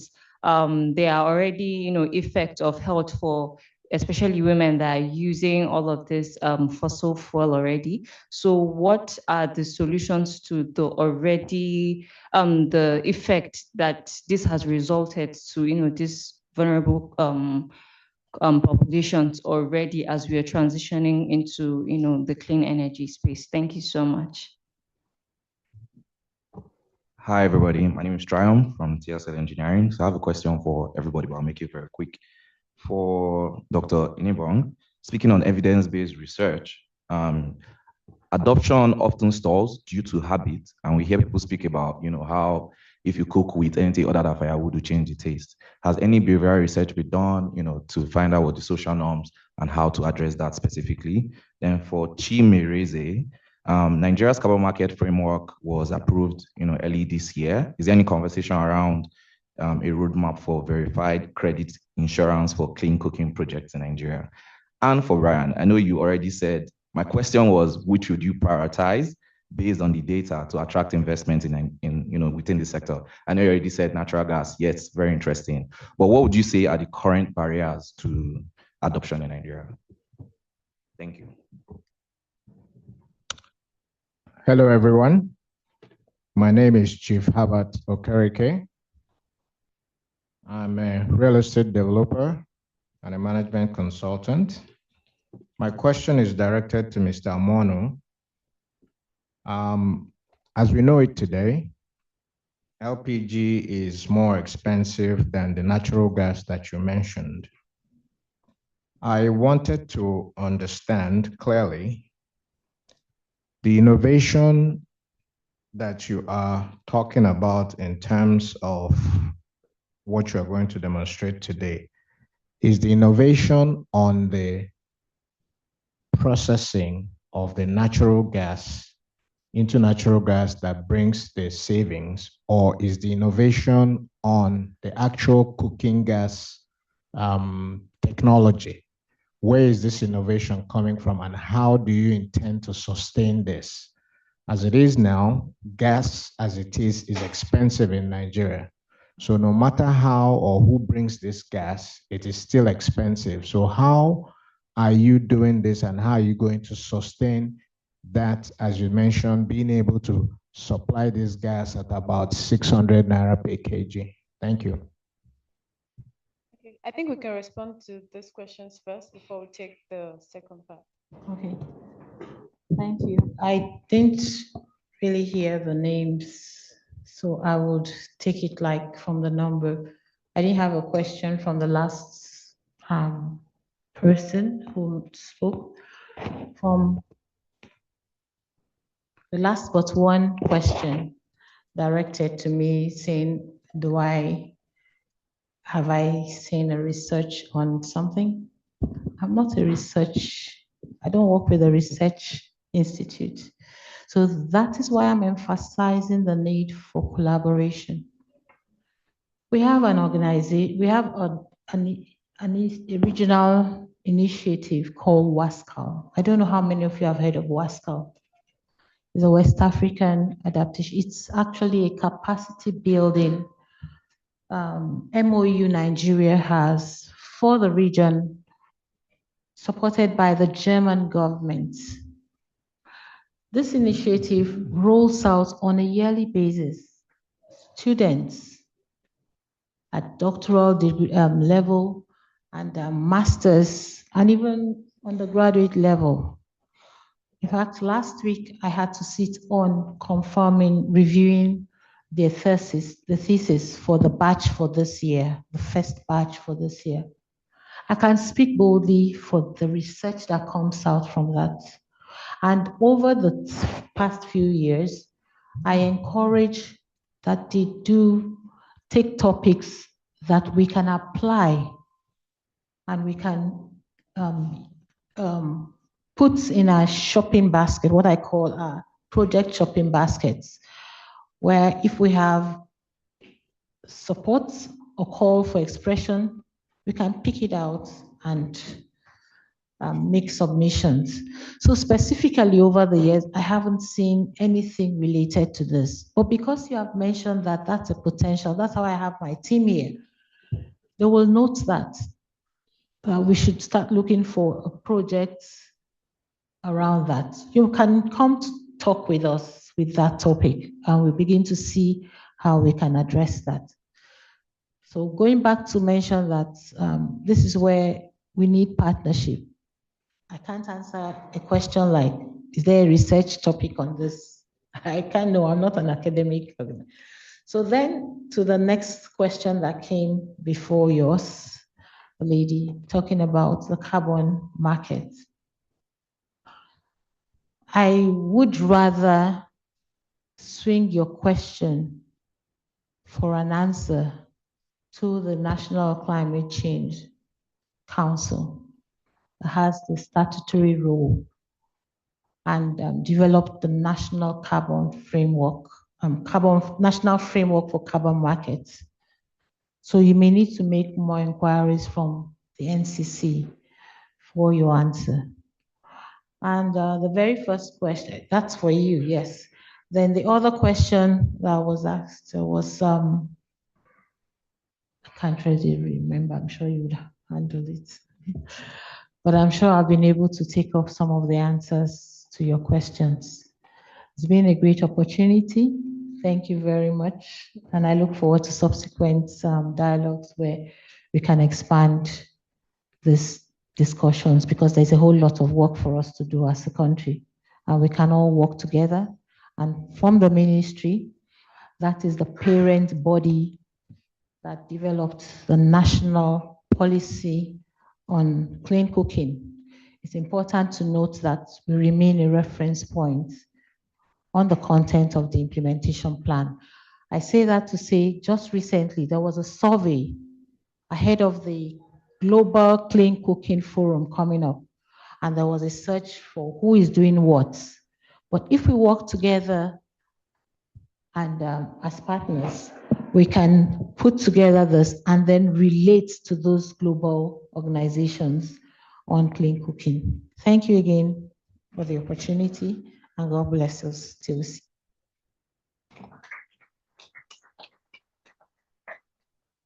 Please, a round of applause for Dr. Inyobong. Okay, so I would answer your question before we move on to questions directed at Chimerezie and Brian. So you asked, how can current effects on the health and well-being of women be addressed going forward? So adaptation strategies could include, so that's why I like that Brian mentioned, it's not just, you can't implement projects in silos, right? It has to be a network. If you want clean cooking, your electricity value chain has to be working, even transportation, because for farmers that even farm this produce, they need sustainable transportation to be able to transport their farm produce. So yes, that brings us to ensuring that any project, whether be it powering healthcare, especially powering healthcare, there should be provisions that mandate developers to contribute to the communities that they are implementing their projects from. So not just implement a project to get your returns. So what is your project giving back to the community? So it could be free access to electricity for healthcare centers. If healthcare centers have access to electricity, that is one cost less for a sick person to worry about, for the institution to worry about, and for a sick person to worry about. So these are ways that we can include provisions that would help build the wide network of the subsectors that improve our well-being. So I hope that's been able. Thank you very much. So now moving to Chimerezie. Okay, so there were so many questions. I tried to capture what I was hearing because they were all talking very fast. So I'll just answer what I was able to capture. So the first question was on how do we design interventions or so, but I didn't catch, but I think I understand the line of the question. So first off, we have so the way we design our interventions is largely with the major stakeholder involved. So I'll give you an example. The way we work is we work from a top-down approach. So a lot of times we are approached by state governments, right? It could be the Commission for Environment or the state government itself that would say, oh, we've identified certain areas for intervention. We have mapped out A, B, C, D, E, F, G. We require support in implementation of this, either community engagement, cook stove deployment, and the likes. And so, they write to us. So because of where we sit, and then because of how we implement, we support government first and then sector. So we don't really support private sector like on a one-on-one basis, but rather we support initiatives that then impact on the growth. Yeah. So we get approached by state governments, and then we design interventions, either be it on awareness creation, advocacy, or direct project implementation.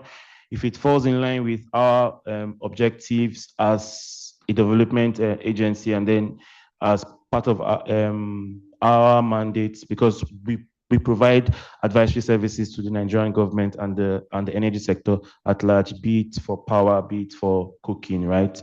And so we have that top-down approach, and then based on the proposals that we receive, we then engage other relevant stakeholders, the ministries, the MDAs, and then the states, and we plan interventions in that light.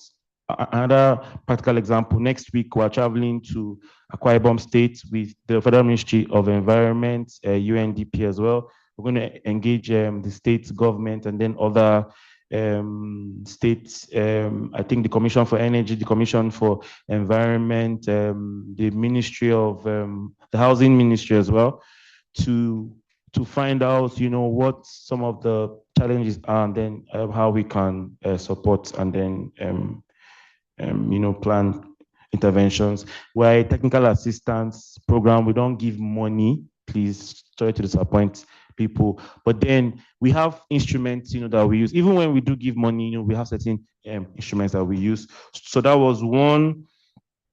I think Simi asked about cooking behaviors and has there been investment? I didn't catch it, but yes, we have had experiences where interventions that we supported, we had.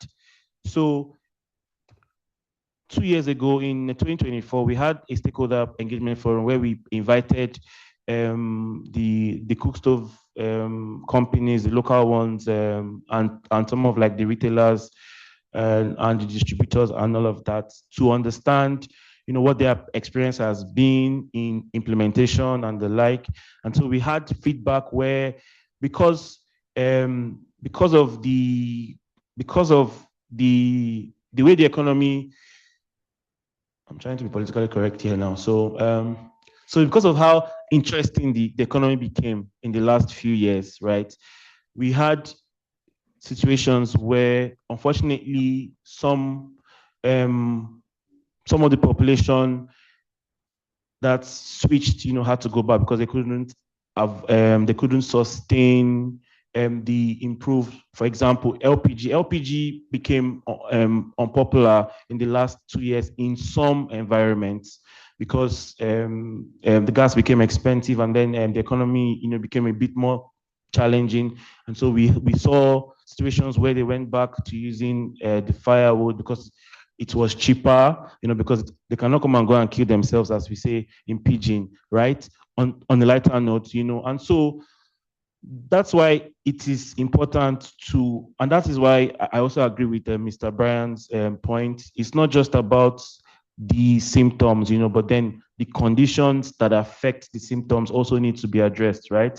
And so it is not just only about, providing those solutions, but then how can you support the conditions around that? How can you create flexible financing mechanisms, like a pay-as-you-go that can be adjusted as per your purchasing power and your pockets? How can you strengthen distribution networks, supply value chains, and then support some of the producers, right, to really meet people at the point of their need, and then to be able to be flexible and to gradually discourage the behavior of using a particular solution. It's not easy. It needs time. A lot of awareness also needs to happen, right, to sort of switch these things. Then there was a question around adaptation strategies put in place, but I didn't quite catch all of the questions. So maybe you might need to ask that again. And then for the roadmap for verified clean cooking, I know this had to do with the carbon, the carbon framework or something. I think there was a question around that. That was your question, right? So yeah, so part of the work that we do, especially around carbon, we have projects that are more climate finance focused, of which carbon market and then carbon financing falls under. They work closely with NCCC. Sharon leads the component on that. I know as part of the net zero investment plan that was launched a while back. There are some initiatives that have been developed to target that. Specifically, we haven't touched on clean cooking yet, but then of course it is still an evolving topic. I'm also happy to hear maybe any of the suggestions that you have in that regard, because there are so many topics that we try to support at the NESP. We have data planning and management, we have energy access, we also have capacity building, and then we have mini grids, clean cooking, e-mobility. Like, we're doing a lot. So, and then we're also limited by our resources, funding, and also capacity. So we try to take things on a a priority sort of approach or framework, and then based on the partners that we support, which is the Nigerian government first, and then the power sector or the energy sector at large, and then this trickles down into our thematic areas and topics. So maybe we might need to have additional discussions on that if you still have further questions. But I tried to capture as many as I could, but you guys were also talking. The questions were long too, so please, you can repeat some of them, or then we can have conversations after. Thank you. I put it off this time before I was reminded.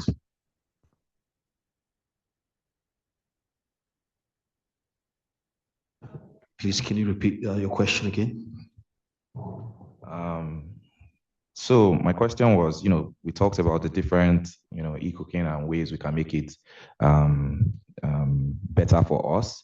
But which technology will you prioritize based on the data and would attract investments with the sector? I know you say natural gas, very interesting conversations around there. But what would you say are the current barriers to mass adoption currently in Nigeria? Very good question. So, of course, we've spoken on the barrier of affordability.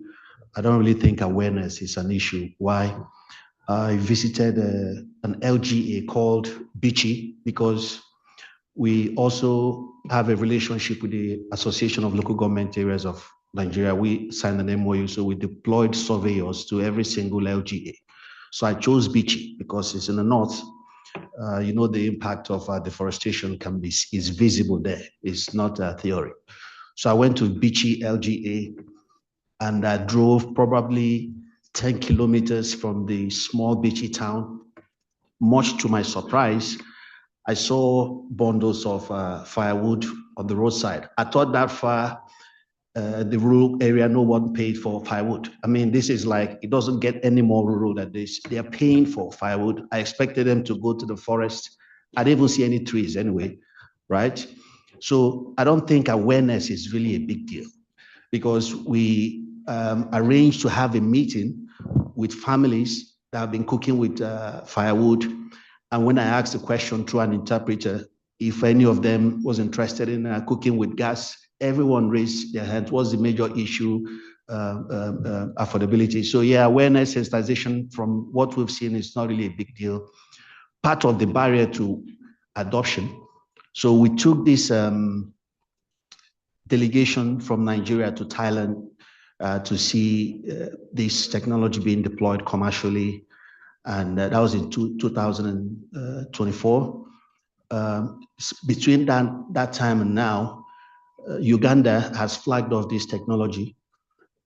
Kenya, India, and I took this delegation from Nigeria before my partners even mentioned it to the Ugandan and some of the African governments. So a big barrier to adoption lies with government regulatory agencies like SON and NMDPRA. They need to have a sense of urgency. They need to have a sense of urgency around these issues. Again, natural gas, we've been cooking with natural gas longer than any hydrocarbon. So there's nothing new about it. Imagine customs announcing to the families that I will give you gas that costs 600 naira a kg and doesn't explode. The question is what is holding this up, right? Ask her, she works for NMDPRA. And secondly, Chief, you asked about the sustainability of the technology and what is the main difference. So can you please raise your hand if you know what CNG is in this room? CNG? So maybe just 10%. Oh, so CNG is a program that the presidency has been pushing aggressively to convert vehicles to run on natural gas, right? Vehicles can actually run on LPG, but the reason they chose to run on natural gas is because of affordability, right?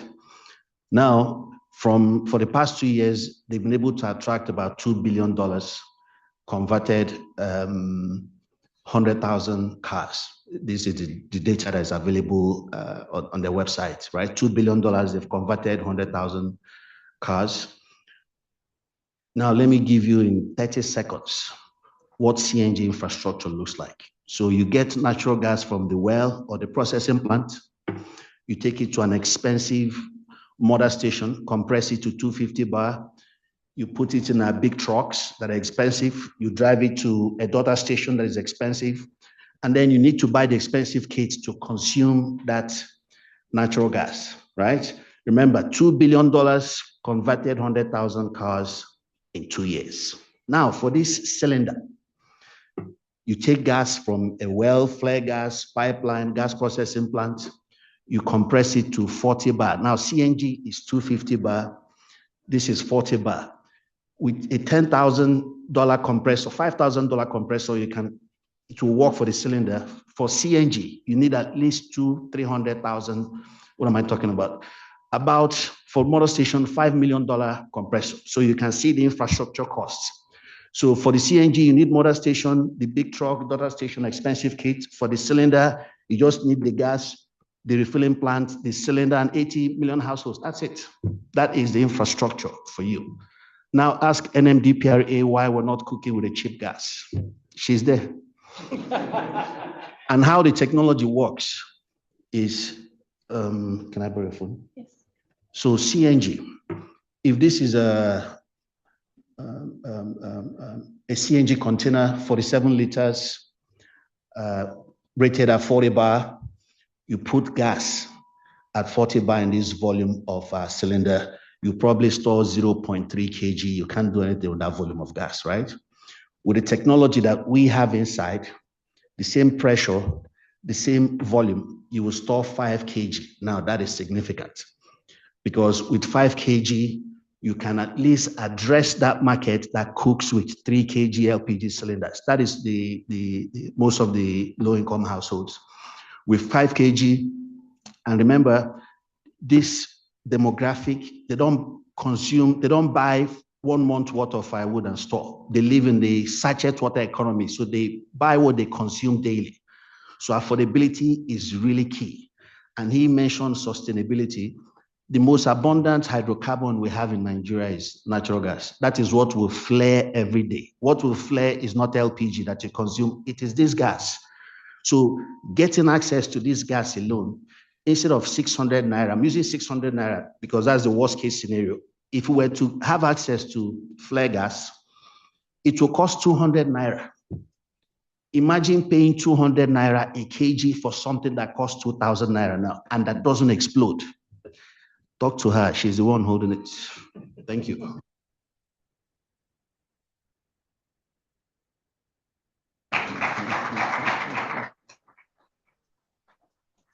Thank you very much.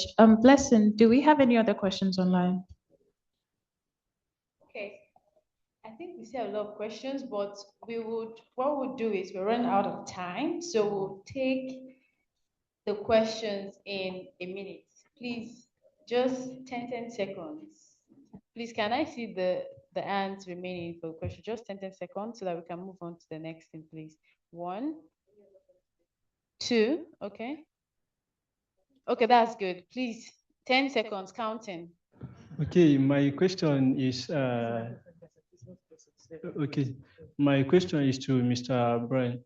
So you made mention of biogas as an alternative to make clean cooking affordable in Nigeria. But, okay, natural gas. But I would love if you would give us strategic pipeline on how to unlock this. And also, I see that the technology you made mention of, there are a lot of gaps in that regard. But you didn't give us the data of already established biogas in the country, or natural gas in the country. And also, we are looking at carbon market as another alternative. So have you thought of carbon market as another alternative? Because for Nigeria, I think we lack one thing that is very paramount in terms of carbon market and clean cooking initiative that we are talking about, which is DMRV. We don't have that in Nigeria in terms of clean cooking initiative. We don't have a digital monitoring, reporting, and verification platform whereby it will give us the data of each state, each local government, each ward, their pattern of cooking, their behaviors, how many times do they cook, the number of males that cook, the number of females that, yes, we don't have this. So we are talking about the reality on ground, because I've been in this sector, and also the carbon market ecosystem. Nigeria, we are left behind, and clean cooking sector is just small. That clean cooking sector as a whole is just something that is very small for us to unlock many opportunities. Okay, so 1 second has gone. Just ask your question, so okay. So my question is that how can we unlock clean cooking initiative through natural gas? Thank you. Hi, yeah, good afternoon. My name is Adanne. I'm from the Nigerian Electricity Management Services Agency. I'm a principal manager there. So I was really interested by your interdisciplinary approach as a panel generally. And you mentioned quality standards, and I think you also mentioned standards, Mr. Bryan, at some point. So my personal question, just coming from a technical enforcement body, how have the developers and financiers that you have interacted with, how have they interacted with technical enforcement bodies, with technical standards, and what part does that play currently for investors? Because a lot of the time when we talk about mobilizing capital, we don't really talk about de-risking the finance being put in. So, sorry, that's it. Like, it's quite brief. Yeah.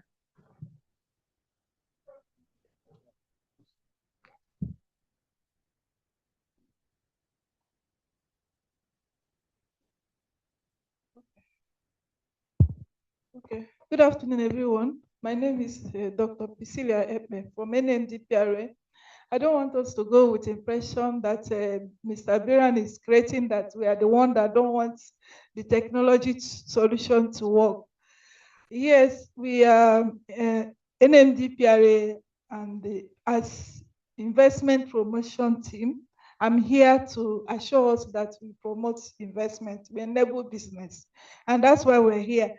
The authority as the regulator is very key, because we must make sure that the solution we're bringing, adopting, the safety of it is very paramount for Nigeria. You know how our Nigerian economy is so, anything that causes problem, people will never trust that solution again. So we are taking our time, and we're here to collaborate. So collaboration is key. Coming from an invitation from Nigeria Governors Forum and UN and all of us, will work together to make it happen. So on the authority, we support what will enable us to have economic development and achieve our aspiration as a country. Thank you very much. Thank you so much. Please, a round of applause for her. So, you like to... Oh, okay. I just wanted to take the online questions that were shared before we go to answering. So the first question is, can clean cooking be used to access carbon credits? If yes, is there a strategy or means to collect this data as baseline for climate finance? So the second question is, what are the strategic implications of clean cooking to rural communities? So I think we've already touched on that. So those are just the questions online. Okay, to answer your question on carbon credits and lack of data, when we executed the MOU with the Association of Local Government Areas of Nigeria, and also with Raw Material Research Development Council, who has data down to the ward level on the cooking habits of the residents there. So how we're collecting data from these LGAs is actually a 47-line form that asks those questions. What's your preferred cooking fuel here? What are the challenges you face, et cetera, et cetera. So we're putting a lot of priority on data gathering, and we've deployed significant resources to every single area to collect data, not just on clean cooking, but also on the agro potential, the solid mineral potential. Like I said, we want to deliver the optimum outcome because they're all related. So the focus is not just on cooking habits, but you also need to gather data that will allow you to bring investments to improve the livelihoods of those, specifically to put more money in their pocket. So whatever cooking solution that you're delivering to them, they can afford to pay for it. And on how the whole this project with natural gas is going to be implemented. So it's the same model as LPG. LPG has a bulk tank. In this case, it's pipeline. It has a refueling plant, the cylinder at the homes. It's practically the same model, just a different gas. So the stage where we are now is working through the standards and permits and licensing with NMDPRA, because we're not used to cooking with natural gas in Nigeria. So it's a new thing. And on SON, so I mentioned earlier that cooking with natural gas is nothing new. If you've lived in the US or Europe, if you have natural gas, that is the gas everyone cooks with, right? So the qualities and whatever, the chemical composition, everything there's nothing new about it. But notwithstanding, we're working with SON to develop a standard that will allow us meet that criteria that investors require, because they want to know, okay, there's no issue with this, but where's the standard backing it up? And under M300 that she represents, because we've self-funded the development of the SEEP project for 15 years, the private sector, government is slow, right? But you still need them. Sorry, I was in the military, so I tend to speak my mind. So government is slow, but you still need them, right? Private sector, if the DFIs are serious about putting up a solution, 90% of the attention must be on the private sector, no questions asked. Let me give you a fact. While we're talking about spending billions, for federal government, I won't mention the agency, you know the agency, we've not built one refinery. Dangote, private sector, has built the largest refinery in the world. So the DFIs, this is for you. Live here, 90% of your attention has to be on private sector. She is here, part of the CDMU. She doesn't even know about our project. An AFDB, one of their partners, has written. So government needs to have a sense of urgency to these problems. These are real life situations. We cut down trees to feed 200 million people today. We're going to do it tomorrow, the next day, the next week. Meanwhile, a solution is here. I will play the video for you. Government needs to take this serious. DFI focus on private sector. Thank you. Please, a round of applause for Mr. Brian, Mr. Chimereze, and our wonderful moderator, IC. Thank you so much for the beautiful conversation, and thank you for joining us on the panel. So we'd like to quickly just take a few presentations from SIA and also from National Human Capital Development Agency, as well as Asanita and the National Council on Climate Change. So I'd like to first welcome the representative from the National Council on Climate Change for a brief presentation. Sorry, we're going to take you just in one minute so we can close up with the live demonstration. So we're going to have the case studies and live demonstration. The last will be from Mr. Brian. So please, panelists, you can have your seat. Thank you so much. A round of applause for them.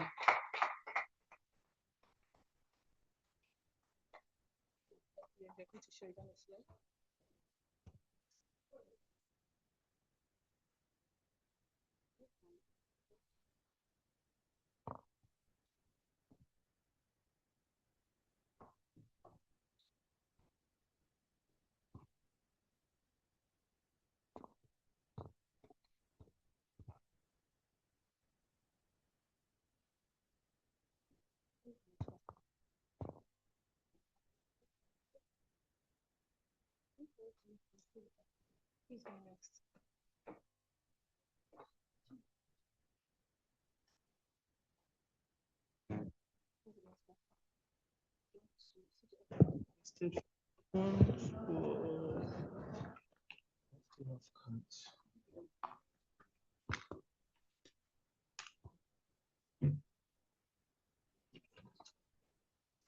Oh, okay, okay, I still have some cards.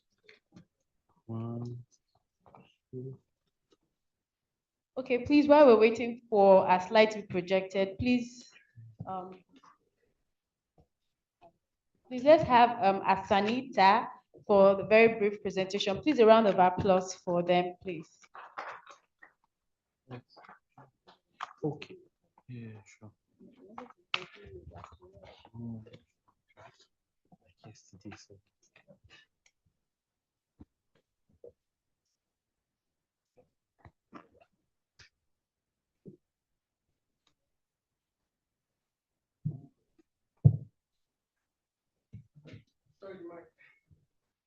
Apologies. Good afternoon, everybody. My name is Emmanuel. I'm representing my boss, MD CEO of Asanita Agricultural Company Limited, Mr. Victor Legugi. I just want to talk about what we do at Asanita.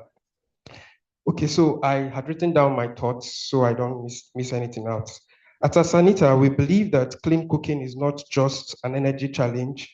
It is also an agricultural, industrial, and rural development opportunity that belief is driving our investment in an integrated cassava to bioethanol value chain that creates value from the farm all the way to the households. Now, we are currently developing a 50,000 liter per day cassava-based bioethanol plant in Edo State with ethanol for clean cooking as one of our key target markets. Our vision is to produce sustainable, locally sourced ethanol that support Nigeria's transitions to cleaner cooking fuels while reducing dependence on imports. Now, recognizing that sustainable bioethanol begins with sustainable feedstock, we have commenced the development of our cassava feedstock based in Edo State through our partnership with the Foundation for Partnership Initiative in the Niger Delta, PAINT, and IDH under the Women in Sourcing and Enterprise WISE program. We are implementing a 2,500 hectares cassava outgrow scheme with cultivation around already ongoing across multiple clusters covering about 900 hectares. Now, the project is empowering 2,500 youth outgrows farmers with 80% targeted participation by young women while creating over 5,000 jobs across the value chain. Now, beyond supplying feedstock for ethanol production, this initiative is strengthening rural livelihood, creating economic opportunities, and demonstrating how agriculture and clean energy can drive inclusive development together. Now, with regards to partnership and our relationship with our partners, partnership remains central to our strategy. We have established relationship with Clean Cook Sweden AB to explore ethanol clean cooking stoves for pilot projects while building offtake partnership with companies such as Hainata Energy Limited in Nigeria and Ecolinks Limited in Ghana. We are also active members of the Nigeria Alliance for Clean Cooking, the Pivot Global Bioethanol Coalition, and have recently been invited to become one of the pioneer members of the African Bioethanol Association. Now, our market strategy developments. Beyond producing ethanol, Asanita is working with development partners to develop a comprehensive market strategy for the development of ethanol for clean cooking in Nigeria. Our ambition is not simply to manufacture fuel, but to help build the ecosystem required for its successful adoption, supporting fuel distribution, market development, and strategic partnership that will enable clean cooking to scale sustainably. We believe that achieving universal access to clean cooking will require strong collaboration between government, development partners, the private sectors, and local communities. Asanita is proud to contributing to that shared vision by building agricultural foundation, industrial capacity, and market infrastructure needed to support Nigerians' clean cooking transition. Thank you very much. We look forward to collaborations and partnership. God bless you. It seems we're already getting cold or something, or is the room getting too cold? Please, another round of applause for him. Okay, so let's have NCPC back on stage. The slides are ready now, I believe. Okay, please a round of applause for her. Thank you.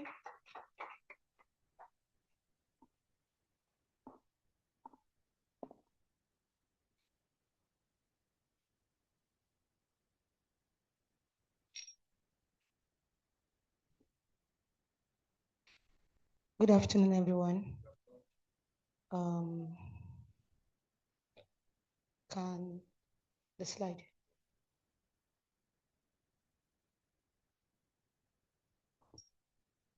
Can I just go on? Okay. So permit me to stand on existing protocol. I'm here representing the National Council on Climate Change, and I'll be talking on the identifying priorities, action for e-cooking, integration into clean cooking programs and proposal. It would have been nice if the slide is.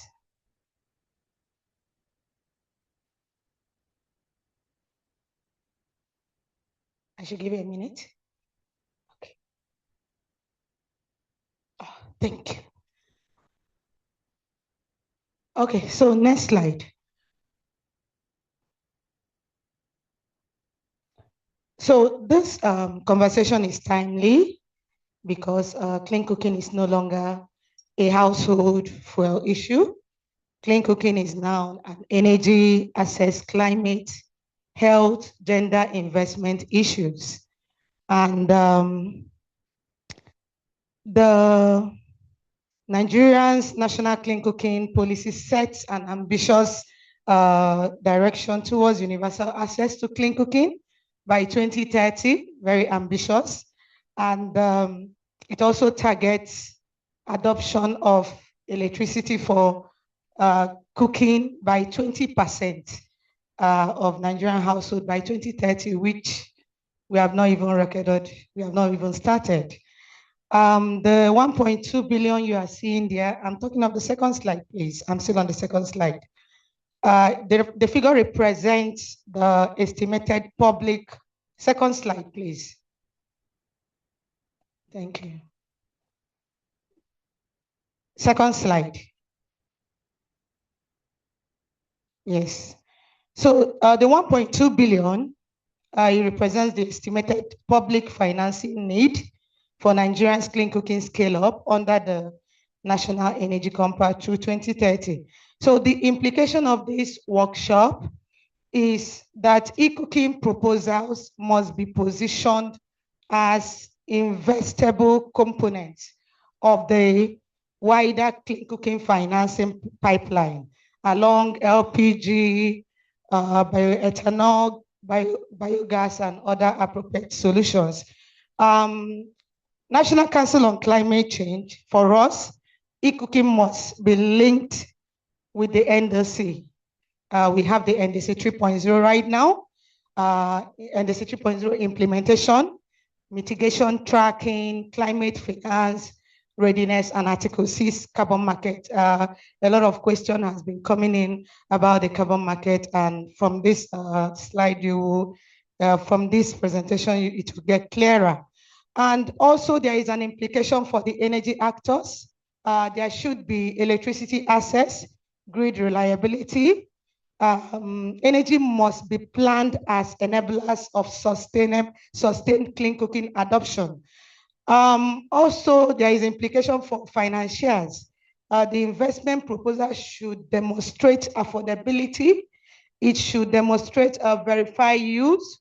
It should demonstrate emission accounting, safeguard, and scalable institutional delivery. So what NCCC is doing is to ensure policy coherence, climate accountability, MRV architecture, finance pipeline, national reporting alignment, talking about the ETF and BTR. Next slide, please.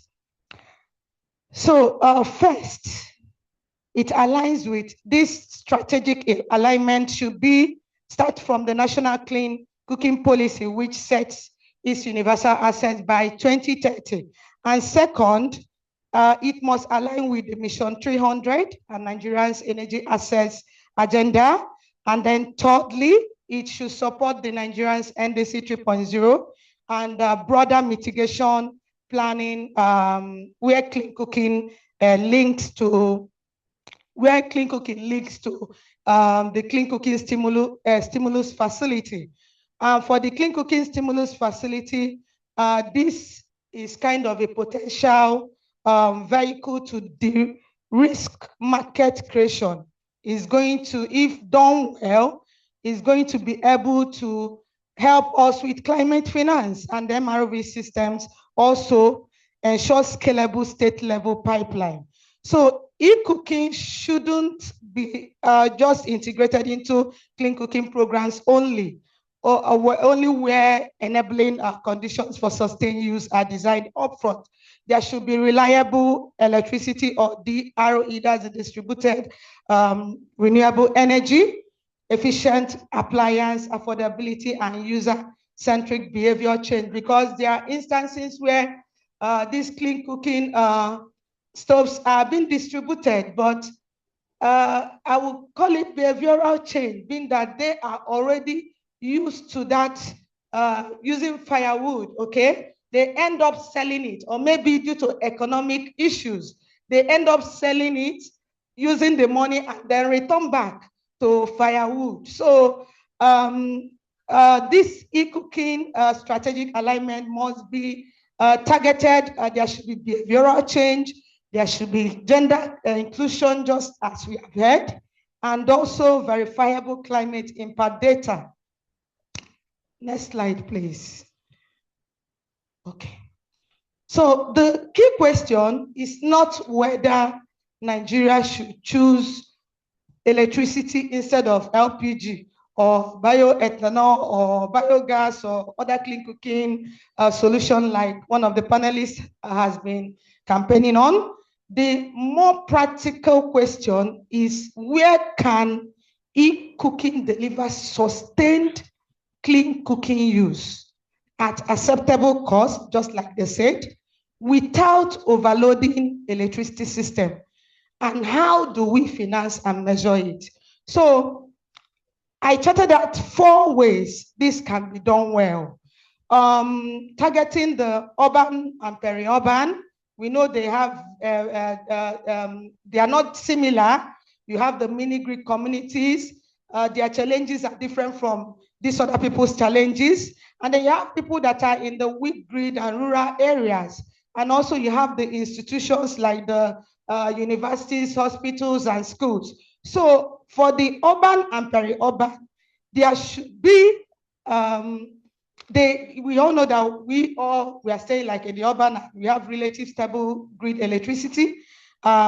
Using of induction cookers and electric pressure cookers may be suitable, especially when supported by appliance financing, and consumer education. So we all know what economy is saying now, and everybody is trying to manage what they, but when you have such support, where you have a financing and also consumer education, is going to help a lot of people, consumers, to meet up with expectation. Then for the mini-grid communities, where you have the DRE, you can bundle mini-grid, efficient appliances, tariff, even pay as you go financing, where this can actually improve commercial variability of mini-grid investment. For the weak grid and rural areas, you have the e-cooking. It may be initially used for selected cooking tasks. Here, they are coupling it or combining it with biogas or with LPG. So this is kind of a transition pathway, because for those people, it's like a new thing for them. They are scared of electric shock. They are scared of a lot of things. So it is not something, and they are scared of spending money because some of them don't have that access to mini grid. So they have weak grid. So, but for transition pathways, it can help, where they will use both the LPG or the biogas with the e-cooking, and where they will have support like the pay-go financing. Then for the institutions like the schools and hospitals and public kitchen, these are very important sector. And here you can demonstrate scale. This is where you can, we can actually get evidence of wider deployment. So the principle is therefore a technology neutral but climate aligned portfolio approach. So it's something that you have to think well. You don't just go and deploy. You know, you have to sensitize, there have to be capacity building, there have to be gender inclusion, okay? And this all must be aligned with the climate aligned portfolio. Next slide, please. So the priority one for us to actually make this strategy effective is to strengthen and operationalize the e-cooking with the National Clean Cooking Policy Implementation Plan. The director, DCC, stated it. There is policy. Nigeria already has a National Clean Cooking Policy and Implementation Plan. But the immediate priority now is to strengthen and operationalize a detailed e-cooking component for coordinated and scalable delivery. So these are things we should look into. The priorities here, you have to consider technology, you have to consider quality assurance, okay? There shall be energy labeling. It does not just go, it's not just what you deploy. For you to actually get that carbon market operationalized in this sector, there should be energy labeling, there should be product testing. These are information that is needed. Another priority is the market segmentation and deployment priorities, which should define priority urban. So we have to know, okay, where you are deploying it, is it at the peri-urban, is it at the rural areas, is it at the institutions? So this is another information that we have to take note of.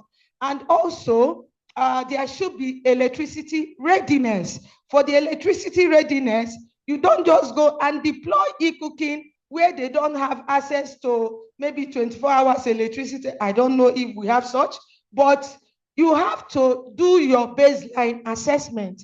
And when doing your baseline assessment under this electricity readiness, you have to make sure that there should be a set minimum service, affordability, safety criteria for the grid or mini grid or off-grid application, including appliance load compatibility. Some of us that have used these electric cookers, we know that there is a way you will on it. It will drag all your, by the time you know it, your light is gone, your credit has finished. And you can even overload what you have in your house, okay? So these are where sensitization comes in. These are things that have to be considered when deploying it. Then another priority under this priority one is technology portfolio integration. We have to clarify how e-cooking complements LPG. Okay? It has to be set across context specification transition pathway. So like I mentioned earlier, it's 2030, it's very ambitious, but we have to start somewhere. And starting somewhere does not mean, okay, I bring it to you, I tell you, leave every other thing, use it, okay? It has to be transition-wise. And then the consumer protection, there have to be a set of requirements for safety, product quality. When these things start like this, you see some people who enter China, bring their own. They will contract them. They will distribute. By the time you know it will start shocking and all those things. So there should be consumer protection. These are the set requirements for safety, product quality, even repairs. When it spoils, who repairs it? So we have to put it into consideration, who repairs it, okay? And then above all, there should be consumer data protection and complaint readiness. We don't do that. Most of us, we implement and then project has ended. There should be a data where you have protection and complaint redress. Another one is gender inclusion. They really talked about it. This is very important because women will tell you where in a pinch pass. They are the one cooking. I don't know how many men cook here. So, we need to hear from the women, okay? You need to apply gender responsive affordability measures, okay? There are some funds that will come in from the Green Climate Fund and they will mark it, they will tag it. You have to, this is targeted mainly for women and it has to be about 70%. If you don't actually achieve that, the second phase might not be approved. So these are things when you are deploying a priority must be addressed. And then for us in NCCC, the MRV and learning data, we need to know the measure, adoption, and active use. This is very important. All the money coming in, they know. UNFCCC know how much is coming into Nigeria. And then when we are giving back our data reports, the enhanced transparency framework or the biannual transparency, there will be a gap. They are seeing money coming in, but active use, who is using it, electricity consumed, fuel displacement, user experience, gender and social inclusion outcome. So these are indicators that you have to actually put into use. Then the finance and investment linkage, this should translate the component into costed action.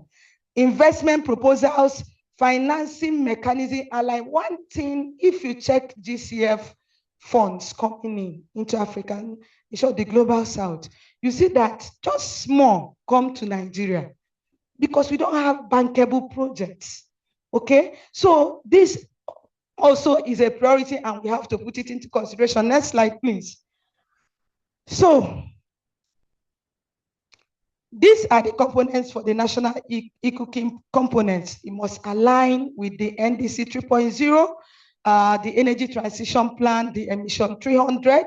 There must be priority appliers talking about the technology and electricity readiness. And I like the way we UNDP is partnering with the Governors Forum because they are the ones that will tell you what is happening in their state. There should be baseline assessment.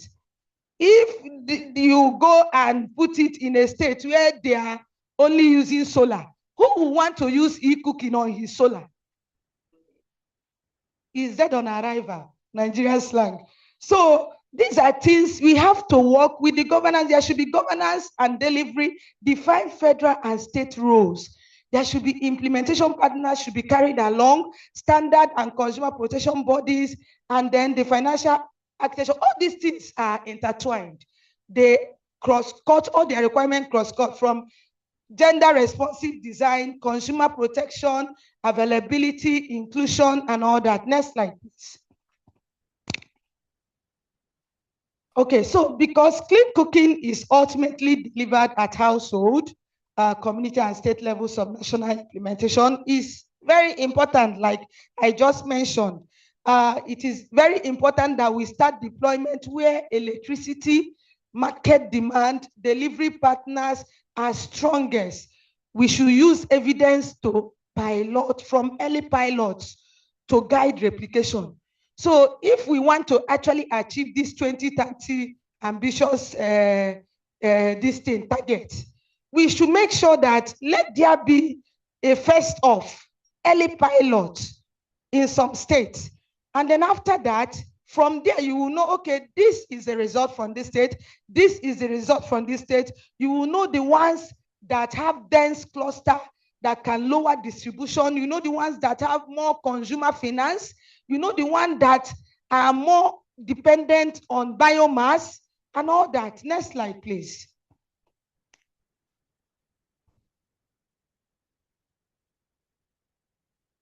Okay. No, go back, please. Recommended? Yes. So these are the 3 recommended phase deployment pathway. We are recommending first, you have to have the first pilot demonstration states where there is high readiness urban cluster. 2, mini grid and DRE linked scale, transitioning, bundle e-cooking with DRE, not just use e-cooking immediately. Then expand based on evidence.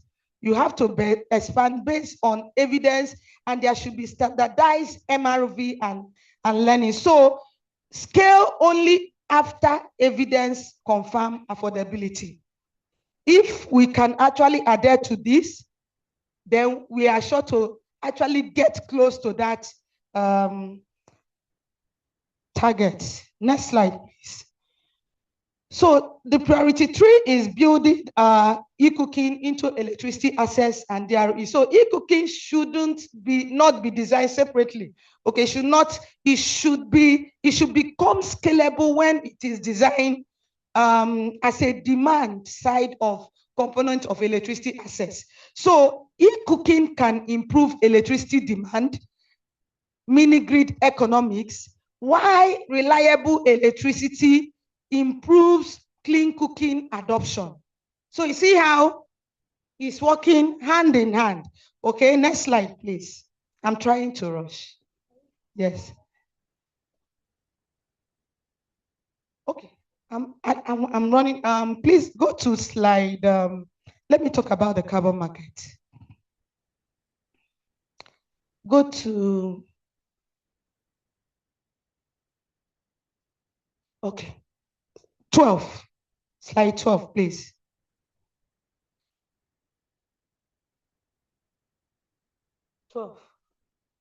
Is this 12?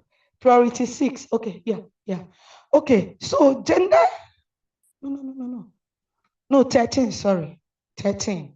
I want to talk about the NCCC measure value in this value add. Okay, so what we would ensure from NCCC is to ensure clean cooking claims are measurable. It has to be measurable. If you're interested in carbon market, it must be measurable. From onset, it must be conservative and usable by national reporting. So the minimum MRV rule here is that count active use and displacement, not only device distribution. Because some people will distribute 20 million e-cooking and they say that we have 20 million users. It will not work. So we have to count active use and displacement for those that will go and sell it and go back to these things should be recorded. Then there should be integrity rule. There should be use of conservative baseline transparent absorption, and clear data governance. So one is that in your data, for you to actually record it, and maybe it's even for you to be a part of the voluntary carbon market, you must make sure that you record who receives it, who purchased the appliance, where, what type, what electricity source. There should be appliance. Is the appliance actually used? Is it in line? Are you using it? Are they using it with biomass or charcoal or kerosene? So what are the emission reduced? Is it, all this is that things is not, so when director was talking about carbon market, it's not just the money will come now. It's not like that. It's a long way. So the first thing we need to ensure first is that the deployment of e-cooking is going to mitigate increase in GHG, greenhouse gases. That's the first thing. That's the first priority we should consider before rushing for the money. Next slide, please. I will jump this, move to priority 8. Okay, so the link to climate finance and carbon markets, the financing opportunity is actually real. A lot of people,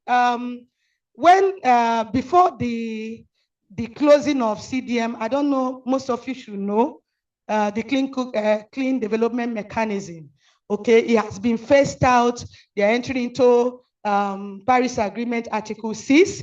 So before that, there were actually Nigerian projects that got carbon credit through that CDM. But right now, it has been phased out, and it is moving into where you will use, you have to participate, get approval from the host country. Okay, so what you are doing here now in this linking to climate finance, when you have a project that is in line with the NDC 3.0, there will be possibility for you to get climate funds from states or federal or budget alignment, even from UNFCCC. But you must have credible baseline data. There must be clear evidence of actual sustained use. There should be avoidance of double counting, because some of us here, I wouldn't know if you know what ITMO is. It is where you will want to actually transfer your credit counts internationally. Maybe another country is interested in saying, buying your own credit, okay? Then you will transfer it and then it will still count for NDC 3.0. It will not work. So you choose one. So this is going to avoid double counting when it's linked to climate finance and carbon market cautiously. And then there should be strong data governance, clear authorization for ITMO where applicable. Even before you transfer it, you must get approval from National Council on Climate Change. And then above all, it must align with Nigeria's carbon market governance framework. So the last one, priority 9, support for this clean cooking stimulus facility. So the proposed facility should finance market creation. It must be affordable. It must be affordable. There should be infrastructure integration and verified outcome. So with this, NCCC will be able to make sure that it aligns with our climate policy. It must have MRV guidance. It must also contribute to our national reporting integration. Thank you. Let me stop here. Thank you so much. Please, a round of applause for her. To say that she was actually rushing to leave, I'm surprised that she, put so much energy into the presentation. Thank you so much. Another round of applause.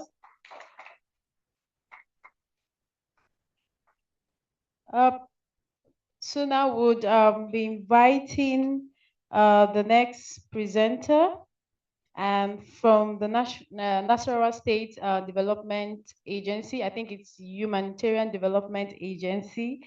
Please, with a round of applause, let's welcome Habiba Balarabe. Please, let's do. I know we are getting tired of cold. Thank you so much.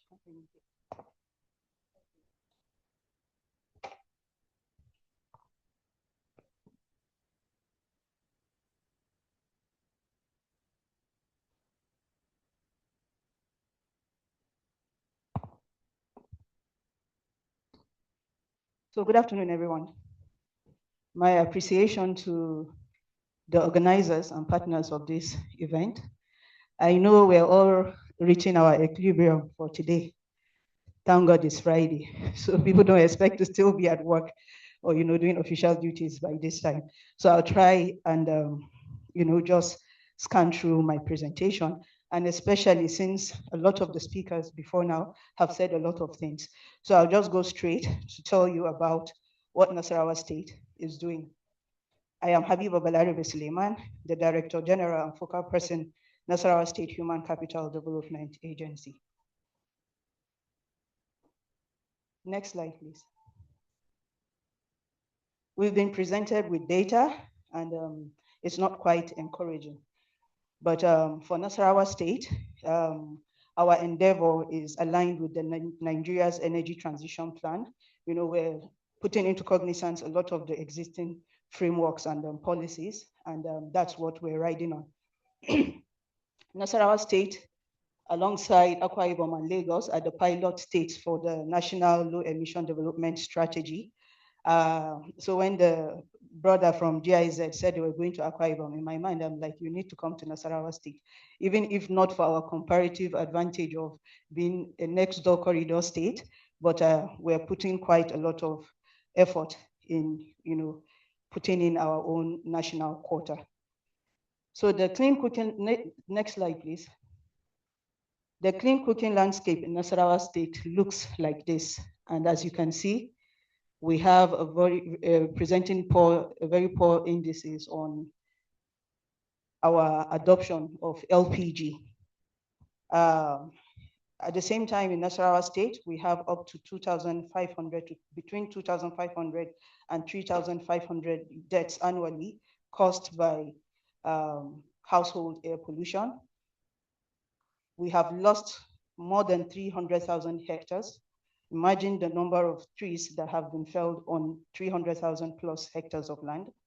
And we're losing productivity, and we're losing funds as well, because we have, the state spends about 45 million, between 45 million and 75 million on productivity losses and cost from traditional cooking. Next slide, please. Now, the only one of the few good news that I'm bringing to you is that earlier this year, on sometime in March, we conducted a survey through our technical partners, Multi International Limited, and we have 92.5% of households that are willing to transition to clean cooking. 63% of them, cited the high cost of clean cooking as a reason why they are not already engaging in that.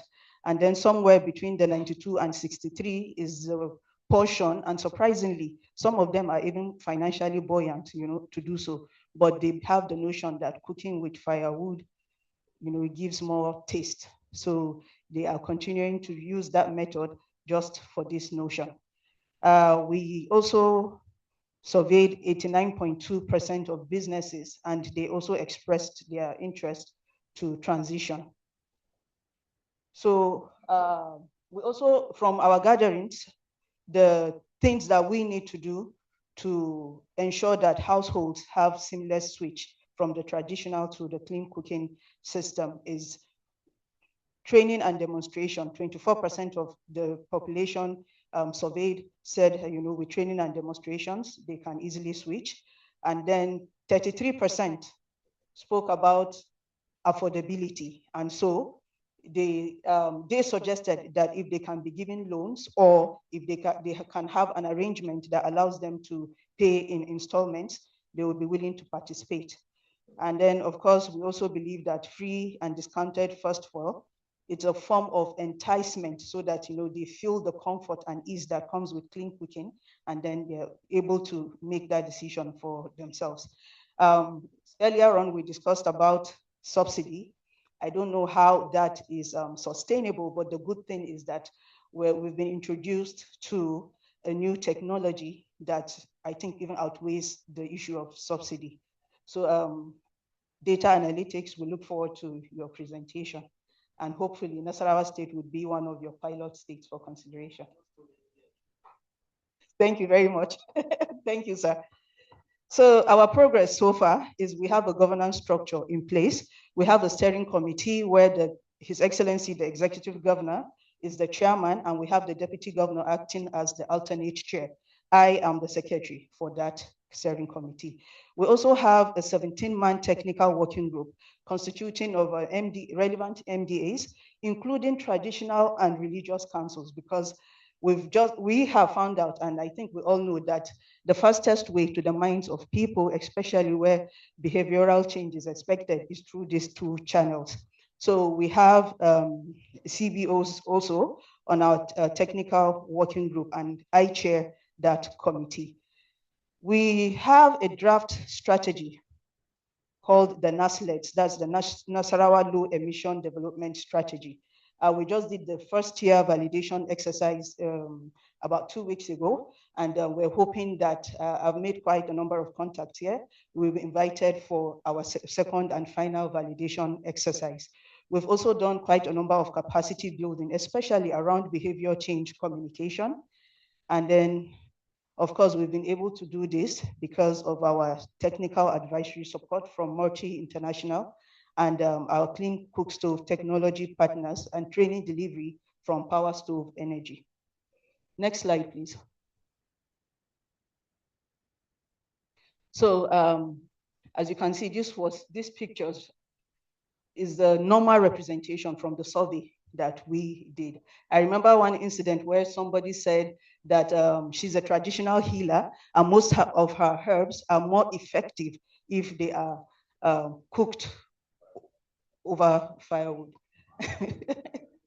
So we're able to survey 1,232 households and 334 businesses across 6 local governments, 3 were urban and 3 were rural local government areas. Next slide. This was during our validation exercise where we had an array of relevant people and institutions. We had people from the academia. We had federal and state government relevant MDA representation. And it was quite participatory. I was surprised by the level of participation because when we talk about clean cooking, most times we think it is an alien concept. But I was so amazed by the knowledge that these people came with, and we ended up on our own side, even getting more data, more information that further enriched our draft document. This was during our capacity building for the next slide. You were there already. Next slide. Yeah, so this was, no, the one before. Yes, so this was during our capacity building for our technical working group where, okay, now the other one where, are we okay? All right. So that was during the capacity building for the technical working group on the BCC. And, we take our technical working group very seriously. They act as DEX officers in the various MDAs and also as our ambassadors on the field. So we believe that building their capacity, and a lot has been said about capacity building, is quite paramount. So this now, one of the exciting things for me is this particular engagement. We selected 59 women across the 13 local government areas of Nasarawa State and implemented a 2-day training on biomass briquette making and clean cook stove. And then we also had the clean cook stove technology showcase. Now, if you can see from the pictures, these are the women from the 13 local governments, like I mentioned earlier. Some of these women have not even dreamt of, a time would come where they would switch to clean energy, to the use of LPG. And now they're seeing that there's hope, there's an opportunity.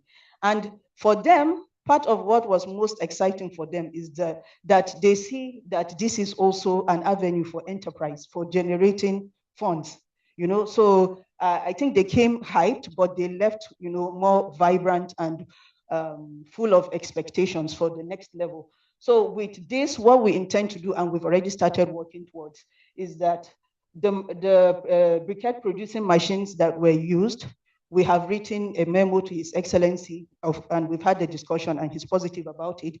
We're getting 13 units of the machines and giving them to the trainees from the 13 local governments. That way, we're able to establish small cottages where they continue to practice and to teach, build the capacity of their sisters within their local governments. This would continue to build on the skills and knowledge that they have learned.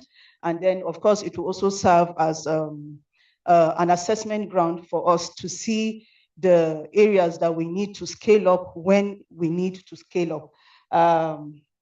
In Nasarawa State, we are how do I put it? We're big on agriculture, because like the state government has a rice farm, a 10,000 hectare rice farm. And so when we conceived of this idea, I asked the person, coordinating the project, and I said, what do you do with the products from the rice? And he said, no, we just burn it and find a way of, disposing it. And I'm like, that is power. That is waste to wealth. That is a very important, aspect of what we're trying to do. So for us in Nasarawa State, the raw materials that we need to actualize this initiative is not a problem, because like I mentioned earlier, we are big on agriculture. Next slide, please. So one of the documents that we're working on is a 10-year costed action plan. And the total amount that we've projected to be able to achieve that action plan is $62.4 million. And $12.35 million is dedicated to clean cooking, the clean cooking sector of our 5 thematic areas of the NASLEDs. So it's a phased out rollout. You can see at the phase 1 from 2026 to 2028 what we hope to achieve. 125,000 improved cook stoves distributed. We've actually started distributing the cook stoves. And then phase 2, we see 100,000 households on LPG pay-as-you-go or voucher system. That has also been spoken about, and I was quite excited because I said that is something that we're already putting into consideration. And then phase 3 would see about 80% household access achieved. Also, you can see under there we have the scale up for the briquette facilities that we're already working on establishing. Next slide, please. So the fund delivery mechanism. Funding is a very essential aspect of this engagement. The project on its own has to have a strong funding system. And then, of course, we're talking about being accessible and affordable, making it accessible and affordable for the population that we're targeting. So direct subsidy, I mentioned earlier, is that sustainable? We can't run away from the issue of subsidy, entirely. But then with the introduction of new technologies from earlier discussions, that could be something that could replace direct subsidy. We have the voucher retail system, the pay-as-you-go, an instrumental LPG payment system where people are able to just purchase the amount that they can afford to use at any particular time. Then cooperative briquettes, we're hoping that the enterprise that we're establishing is going to grow into a cooperative, a conglomerate, not even a cooperative, where the issue is not just about the availability of the cook stoves, but also the availability and affordability of the briquettes. Institutional and productive use. one of the concerns that arose during that capacity building engagement for our 59 women is, okay, so when we produce, who will buy? And then, of course, the state government has to do its own part in ensuring that schools, clinics, agro-processors, anchor the early demand. That way, there's market availability. So one of the things that we're trying to do is to create market for these women. Women-led last mile agents, cross-cutting distribution and trust to close that last mile through trusted local agents. Now, I don't want to sound gender biased, but the end usage naturally places women in this category. So I'm not saying that women are more trustworthy as local agents, but thank you. Next. Next. So strategic partnerships. Every person in this room is a potential partner. So I bring you Nasarawa State, and I invite you to come and partner with us. We're one state that are quite committed, to the things that we do. And it's not just the political will that we have, but our high willingness to co-invest where necessary. Next slide.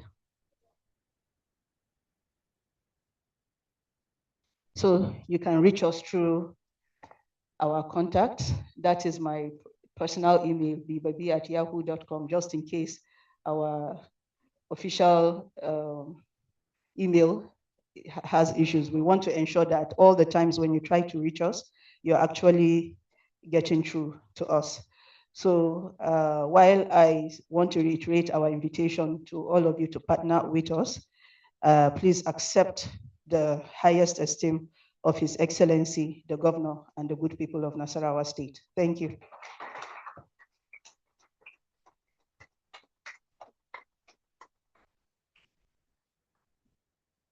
Thank you so much, ma'am. Please, another round of applause for the DG. Fantastic presentation. I would like to say Nasarawa State is really doing fantastic work. Kudos to you all. And so we'll be rounding up in 5 minutes. We'd like to just play the video. The video will be playing now, and we'll have Mr. Brian come give his presentation just after the video, and then Dr. Geoffrey will close. So we'll close up here with the live demonstration at the kitchen. So we should be off here in 5 minutes. So video, please.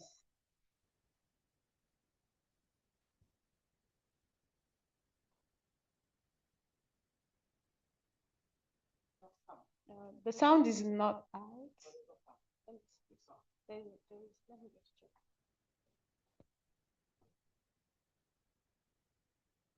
And there's a gentleman who joined the team, right? So this is not AI. Someone else was there, right? You are in Thailand, yeah? You will say something about it because you are there. But we are also going to see it ourselves, eh? Thanks so much. So you want to speak about the video because I think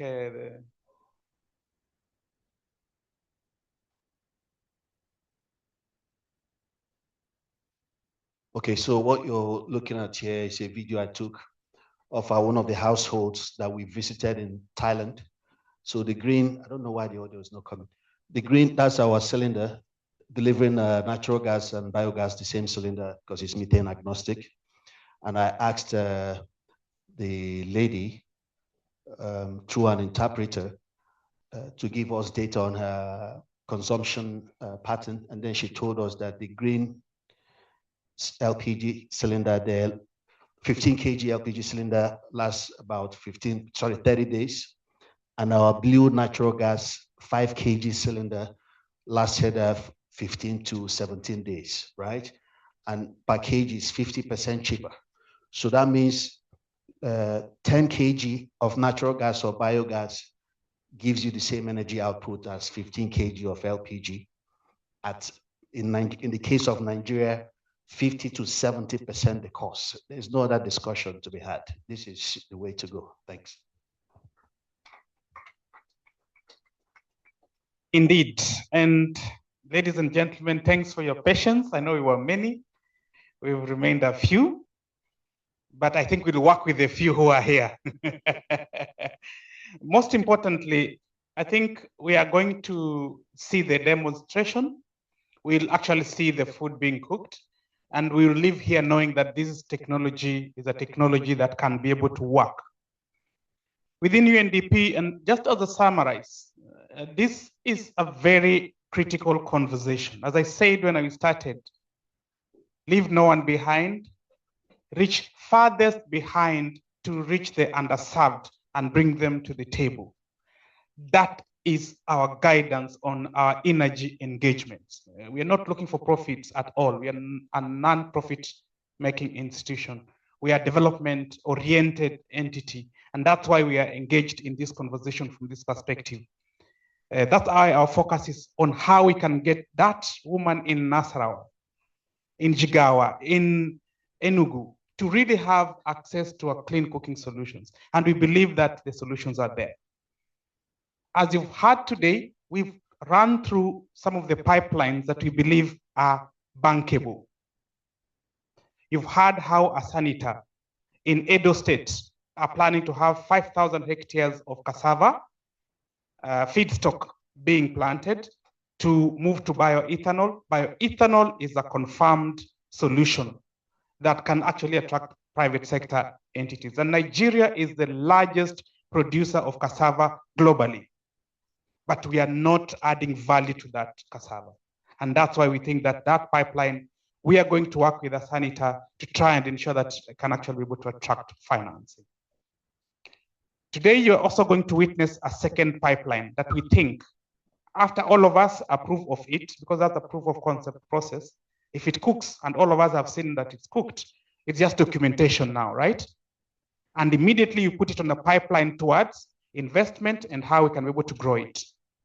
You've also heard in this room a lot of other technologies that have been highlighted. Our focus as UNDP and the United Nations is we are technology agnostic. All we want is to accelerate most of the technologies to deal with the clean cooking solutions. So without boring you so much, I want to take this opportunity to thank all of you, our partners, Electricity Hub, GIZ, the Federal Ministry of Environment, and of course the Nigeria Governance Forum. I really want to appreciate the REA. I think they were also represented in the room. I don't know whether we still have REA in the room. Yes, we still have REA in the room. The NCCC, CEP, and all of you that have been with us. I want now to welcome all of you, please, to follow. I don't know, I wonder we can, the beautiful lady there, she's called Wanda. There's another beautiful lady on the other side, she's called Chinyere, and Engineer Dr. Emmanuel. We will head off to the kitchen area where we'll do the cooking, and also, it's called item 7 or item what? We'll combine all those two, as well as praying to close this meeting. Thank you so much. It's been a pleasure hosting you today. We look forward to hosting you again. As I said, this is your home. We'll be having a lot of these conversations together. Yes. Yes. We will also have another major engagement with the Mission 300. And these are some of the pipelines we have been preparing so that they are ready for Mission 300 to feature, so we can be able to use them to bring in a partnership. And thanks so much, Gladys, for joining in. Pass our regards to the CDMU.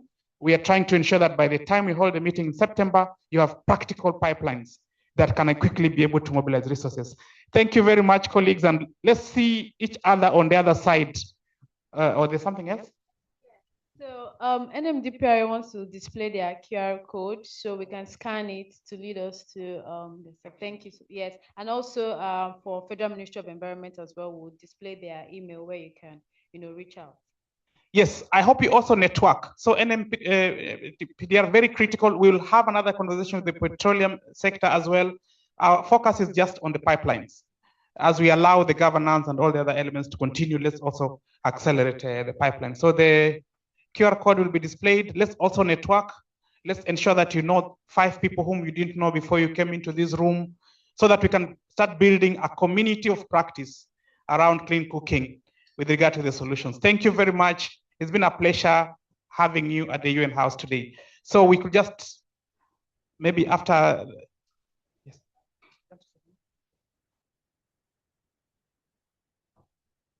So it will be displaying shortly. Please ensure you get it. But we can also share because we'll be on the other side. We'll have a bit of we'll have this microphone as well just to speak on the other side, as we are also having a bit of a food day. Oh, but here is a QR code. Please take the QR code. Ensure that you registered. We have your contacts so that in future we can also be able to reach out. We'll also give out our cards for you to write to us if you have an interesting idea that you want us to take forward. But we'll do a lot of documentation of the things that have been said in this room to come up with a very, very solid document that we can be able to guide us going forward. Thank you very much. Thank you so much. Please, Dr. Geoffrey will lead us to the kitchen for. Okay, Busayo, please, let's come over here so we can go for the live demonstration. Thank you again, everyone, for joining us, and see you next time. Okay, please, a minute. Let's take a group photo here, please, before we all disperse, please. I think let's also immortalize this moment. Where is the photographer? We can all come here and we take from this side. Eh? We all come up here and we take on this side. Eh? So if all of you can come from where I am all the way behind, so we are able to take the photos, that will be good. Eh? So Obiora and your team, I think we can come here. Here, then others here, so we can stand here. NMPDR, just come here. Mission 300, all of us, let's come here, then we go to the other side. Okay, all of you, let's just come behind. Faster, please. Just behind here. Yeah. Even behind there, all over here. So we have everyone but the photographer. Oh yeah, we have the photographer. So please ensure your face is somewhere.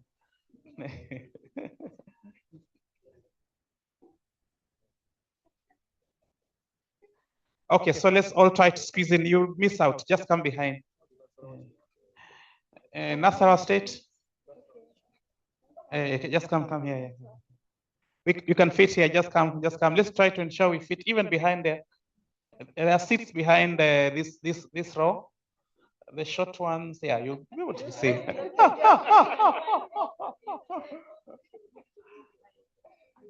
Do you have everyone in the photo?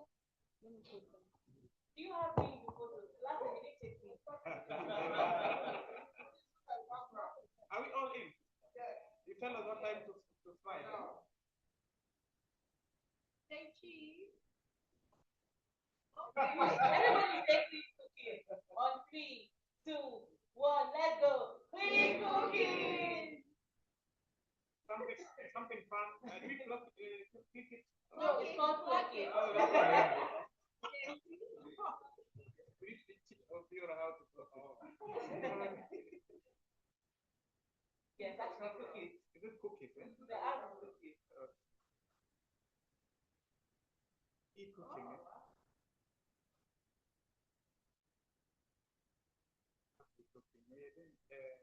Technology neutral. Don't worry, we'll work on his slogan next session.